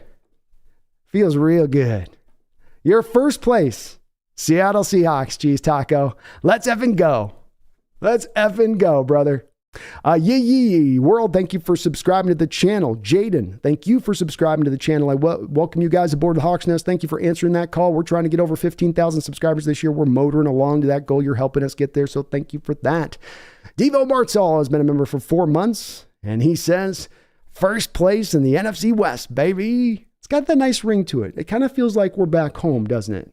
Kind of feels like we're in our rightful spot in the division, doesn't it? When it's all said and done. That feels like it just kind of just feels right being in that area, huh? Ran in the cut, thank you for the $10 donation. I do appreciate you for that, Ran. Says the division leading Seattle Seahawks. There we go. It's got that ring. The divisional leading Seattle Seahawks. Next week, they're going to say, the first place Seahawks go on the road to Baltimore to take on the Ravens in the Lamar Jackson attack. That's what they're going to say next week. That's how they're going to play. I like it. How about now that we've taken it over, we just kind of take ownership of it the rest of the way? That sound good to you guys? Just, it's ours now. Why don't we just hold on to it? You okay with that? I'm good with that. I think you guys are in agreement with me on this one. Thank you, Rand, for that donation, man. And woo, it's got a nice ring to it. Zoran76 is matching these $20 dono drops. My God, you guys are amazing in your support. Thank you so very much for that. Zoran76, I appreciate you for that, man. Says, Seahawks. Let's go. Ooh, that feels good. Feels so good, Zoran76. Thank you for that $20 donation. And what a game. Felt like 3 games in one, the ups, the downs, the twists, the turns, and everything seems like it's, man, the defense is just about to get, you could feel them just, they're tired. Their shoulder pads are bobbing. They got their hands on their hips there. And that last couple drives there with the Browns, you just know, man, they're like, man, we have 65 plays. Can we just get a stop? Oh yeah, my kidney hurts. My kidney. But they fought. They didn't give up. They didn't give an inch. You needed them to do what they need to get done at the end with no room for error. This defense answered the call through every moment of that second half to me. Every moment of that second half that you need to have them do a just unbelievable job by the defense today. Thank you, though, Zoran76. Thank you for that donation. I do appreciate you for that. Garth Knight, thank you for the $5 donation. It says, the orange cat works in mysterious ways. Indeed. You said pet the orange cat. She will bring, she's even looking for me. She's even looking at me like, don't I get my credit now? Are you going to give me my credit, Dad? She's like, give me my credit. All right. I got to give her the credit, Garth. It's indeed. These orange felines work in very, very mysterious ways. You can't predict them, but when they come through, they come through right. They come through right, don't they? Let's go. High five? Kitty paw high five? No? Okay. Thank you, though, Garth. Appreciate you for that. John Skowitz. John, sorry I mispronounced, probably butchered your last name, but I appreciate you for subscribing up to the channel. Welcome aboard, and thank you for doing that. You are awesome for that, John. Jeffrey Thistle, thank you for the $2 donation. Says, why does it always have to be a heart attack? I don't know. Oh, God, my arm's stiff. It's going to be one of these weeks, Jeffrey. I've already, some people like go to a witch and she'll show you how you're going to die in some weird mirror magical mirror she's got, right? I kind of already have seen it. It's going to be at some point later on in life, at some point, maybe not long later on at some point, but I know one of these Sundays, they're going to just take me to the nth degree and the arm's going to go straight. You'll have me here on stream. I'll just go silent. You'll be like, did the screen pause? Is he buffering? No, he's having a heart attack. The Hawks finally got him is what they'll say. They finally got him, Jeffrey, is what they'll say. Kings of the Gridiron. Thank you for subscribing to the channel, Kings of the Gridiron. Welcome aboard the Hawks Nest, and I appreciate you answering that call, as I said, as we are motoring along to that 15,000 subscriber mark, and we're going to push right on past it. Ender, thank you for the $10 donation. Says, when you were rubbing your eyes and hating the refs, I was thinking, come on, B, you know better than that. I know. Well, I was trying to keep my attitude right. It gets hard sometimes when these guys challenge me, Ender. And this was a challenging game for the refereeing. It was a real challenging one, especially that last call there was like, And as I say, I'll try to err on the side of just maybe wasn't the best officiated game. I'm not trying to go on full on fixed thing or saying like, but it does get frustrating when these big moments come in this game. Your team makes a play and then here comes this flag 10 minutes after the play's ended. You're going, It's definitely, it was rough through this one. That first half especially there were some ones where you're going, really? But we brought it back. We got it together. I kept my stuff together. I didn't completely lose it on this one, Ender. I kept some of my even keeledness a little bit, like 15% of my even keeledness. I'll be real with it. 85% probably losing my stuff. But God, those refs were frustrating the hell out of me, man. Thank you, though, for the donation. I appreciate you on that. Ran in the cut. Thank you for the $2 donation. Says, Gino led us on the game-winning drive. Boy, did he ever. Did he ever. And he's done a couple of those this year now. Those folks that keep saying that this is the thing about Gino is he can't bring you back. This is the thing about Gino. When you're down, he's not going to bring you back. You can't say that as much when he gets you fourth quarter touchdown drives on the final drive, like he did in Detroit, like he did today. It gets harder to make that argument. And I ain't saying Gino played a great game. But I'm just looking at that one specific spot that he gets hammered on that he certainly has done his share of disproving of, I think, over the last year and a half or so. Thank you, though, for that donation. Azaban, thank you for the $5 donation. Says, what a frustrating game by the offense and the refs, but a win is a win. Go Hawks. Azaban, you summate perfectly the way I feel about this as well. It was a frustrating game from the offense. I loved how the defense played. The refs drove me up a wall in this game, but you got to just come away with the win. It's a by any means necessary. We knew coming into this game it was going to be a mucked up game. We knew that this was a good Browns team with a good defense, and it was going to be one that we likely weren't going to see a lot of points scored. You were going to have to fight this out. I think I had it as a 4-point game. I might have actually hit this score almost right on the head with my prediction on how I thought it was going to go. So it kind of, we didn't expect the offense to be that bad through that second half as they were, but it did when the bottom line breaks down to it. It did kind of play out in the way that we sort of thought it would play out if the Hawks were coming out of it with the win. I think that is, kind of a fair way to go here on it.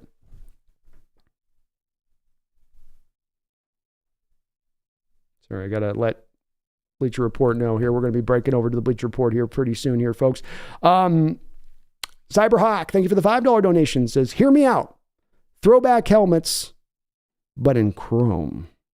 Hey, I'm with it, man. Chrome is never a bad look. You can at least try it out a week, right? And I do like the throwback, Cyberhawk. I know that we started out hot. I'm with the throwback still. Certainly the defense played good in the throwbacks. We got to say at least that. So more throwbacks, please. I still say let's petition to get this thing as a permanent addition here at this point. Sector 7, thank you for the $5 donation. Says Bengals just forced 2 quick back-to-back turnovers on Purdy and are dancing on him. Ha ha ha ha ha. Such a fantastic football weekend for me. It has been a great football weekend. It's always a great weekend when we get the win 5-2 and we get to take that first place. And the Niners find themselves with another loss. Already now 3 losses for your Niners on the season, falling to a very tough Bengals team as they showed against us when we played them on the road, and it feels real good. Doesn't it, Spectre 7? I'm getting, you guys are putting a ton of donations in, which I love that. I'm going to go through these donations kind of quickly because I've got to go back over and do the Bleacher Report breakdown. They're expecting me basically right at the end of these games. So if I go through these donations as you guys come through, I got to get over there because the expectation for me is that I get over there as soon as these games end. So I'm going to try to kind of push through these donations fast. Keep in mind, folks, I will be back here for a post-game wrap-up after the Bleacher Report later on this afternoon. So we will still be doing some post-game discussion on this, but just want to let you guys know that because I know that they're probably chomping at the bit for me to get over there on that side of it, as I've told them I would do. Silas McDonald, thank you for the $5 donation. Says this team just seems to play at the opponent's level every week. Never better or worse. Kind of does, yeah. It does seem a little bit like that, Silas. No matter good, strong, no matter weak, that you're going to be right about where your opponent is, and then you'll try to get about 5 to 10% over the top of where they are to get the win. It's kind of the way it is, man. Yeah, it is the way it is. We do find ourselves saying once again here, man, what happens when we get an offense playing consistently throughout at least most of the game, and the defenses they've been playing consistently throughout most of the game recently? What does that team look at? Can they ascend to that level, Silas? And I think that that's the interesting thing for us to track as we go through the rest of the season and trying to make that determination, because it's got to come together better for this offense for us to turn into a contending team. The defense is playing well enough. The special teams is handling their business. That's the part that now we keep a watchful eye upon to see if that could be the part that's developed. But I think that the way you put that is pretty on point. I agree. Ender, thank you for the $5 donation. I appreciate the double donation and salute you, Ender. You're a gentleman and a scholar, sir. Says we're top of the NFC right now. Go Hawks. Killer Bees. The B&B show is going to be fire this week. No doubt about that. And yes, sir, at top of the NFC West. And it just feels so right. I feel like I got to play Motley Crue's Coming Home. I feel like I'm hearing that in my head. Mama, I'm coming home. Who's got their big lighter out? Come on. Let's go. Jason Lumbers, thank you for subscribing to the channel, Jason. Lumbera, sorry, I added an S instead of an A there, Lumbera. Mr. Lumbera, thank you, Jason, for subscribing to the channel. I appreciate you for doing that. Feed Me More Seahawks, thank you for the $2 donations. As we reach 14,000, Brandon, let's go. Hey, we just crossed 14,000 subscribers. You guys are doing God's good work out there. Thank you for helping me cross that line as we are motoring out to that 15,000 mark I was telling you about. We are on the road. We are on the downside of the hill this year. Third of our channel growth already gained here this year from where we've been for 4 years. Unbelievable this year has been so far. Thank you for letting me know that. Feed me more Seahawks. That puts a big fat smile on my face, man. Let's go. James Upat, thank you for the $2 donation. Says, would you still draft a quarterback next year? Yes, I would take a quarterback between the second and fourth rounds. I would not, James, trade up into the first round. I would not give up extra draft capital to do it. I would look at that collection of those quarterbacks between the second and fourth round that they'll be taken. Somewhere between 10 to 12 guys should be taken in those rounds based on my assessment of it. And I would look to try to pick the one that you want out if I'm John. Who's the one that is, like the Russell guy that you fell in love with before? Who is that guy? Then you bring him in, and then he's your backup in there, and theoretically he could be maybe your quarterback for the future. If he's not good enough, it doesn't still then preclude you from then later on going down. And again, guys, I know we're getting so many donos in here. Let's hold off on the donos. So no more donos. I know I don't usually say that, but I've got to get through these because they're texting me on the other end to get onto the other side of this. So I appreciate you guys coming in with that, but I've got to wrap this up with it just a little bit on this. So yes, I would still take a quarterback. Barry Satoro, thank you for the $5 donation. Says Jamal looked like he had a ticking time bomb shoved up his backside pre-snap on the interception. He definitely was going to cut it loose on that play, Barry. He's like, I'm finally getting a chance to blitz. Haven't had a lot of chances to do that in this game. I am going to come 100 miles an hour when I go. He was not going to be tentative. He was going to get to that quarterback. This was his chance, and he took it. He shot his shot, and he made a great play. Even looked like he did a bit of a header on that play, like a soccer ball header. Wu-Tang Financial, thank you for the $5 donation. Says, Cardiac Hawks forever. We just put away the best defense in the league and took control of the West. Perfect 2-minute drill in the clutch. It was great, man. Well said, beautifully said, and what a 2-minute drill by Gino and the boys. Sanchez, thank you for the $2 donation. Says, Purdy sucks against man coverage. Imagine that. We've got to run it next week, Sanchez. We've got to run it next week, but when we play the Niners, we've got to do a high prevalence of man coverage concepts. That has been what has been standing up so far as the big thing to go at with Purdy, and it is a way to stop this Niner offense, especially if they find themselves a little bit shorthanded. David Pugh, thank you for the $10 donation. Says, are you considering that turnovers from Gino an issue at this point, or is it something you live with? Sort of like Josh Allen. I genuinely love Gino, just curious how you stand on it. I love Gino. It's a problem. I think it's a problem he's got to work to try to clean up. Is it a problem that's maybe a part of his game that we're going to have to maybe deal with? Maybe it is. David, if we can find a way to run the ball a little bit more consistently and be a little bit less one-dimensional offensively as we've had to be for the past 3-4 games without stopping, without holding out, just continually going where you can't run the ball, your pass protection is dicey, and now you're asking Gino to throw it 40, 45, 50 times a game. That does not work. That is not part of the plan. We are to remain somewhat balanced. I'm okay if you want to throw it 45, 55% of the time, but when you're on a 2-to-1 ratio, as far as your pass to run rate goes, you're going to put the ball in Gino's hands too many times, and he's likely at some point when you put the ball in his hands too many times, to throw the ball too many times, you're going to end up with interceptions. Yes, I think that's a part of his game that just comes with Gino to a degree. I think it would come with most quarterbacks given this kind of situation that he has been in and what he's been sort of dealing with that is the reality of it. Waldron has also got to call a better game plan here, David. He's got to be on the back of this a little bit. But yeah, Gino's going to at times take some risks in there. He had a lot of big time throws last year on top of those interceptable worthy plays. So maybe that's a little bit of the cost of doing business to get this done.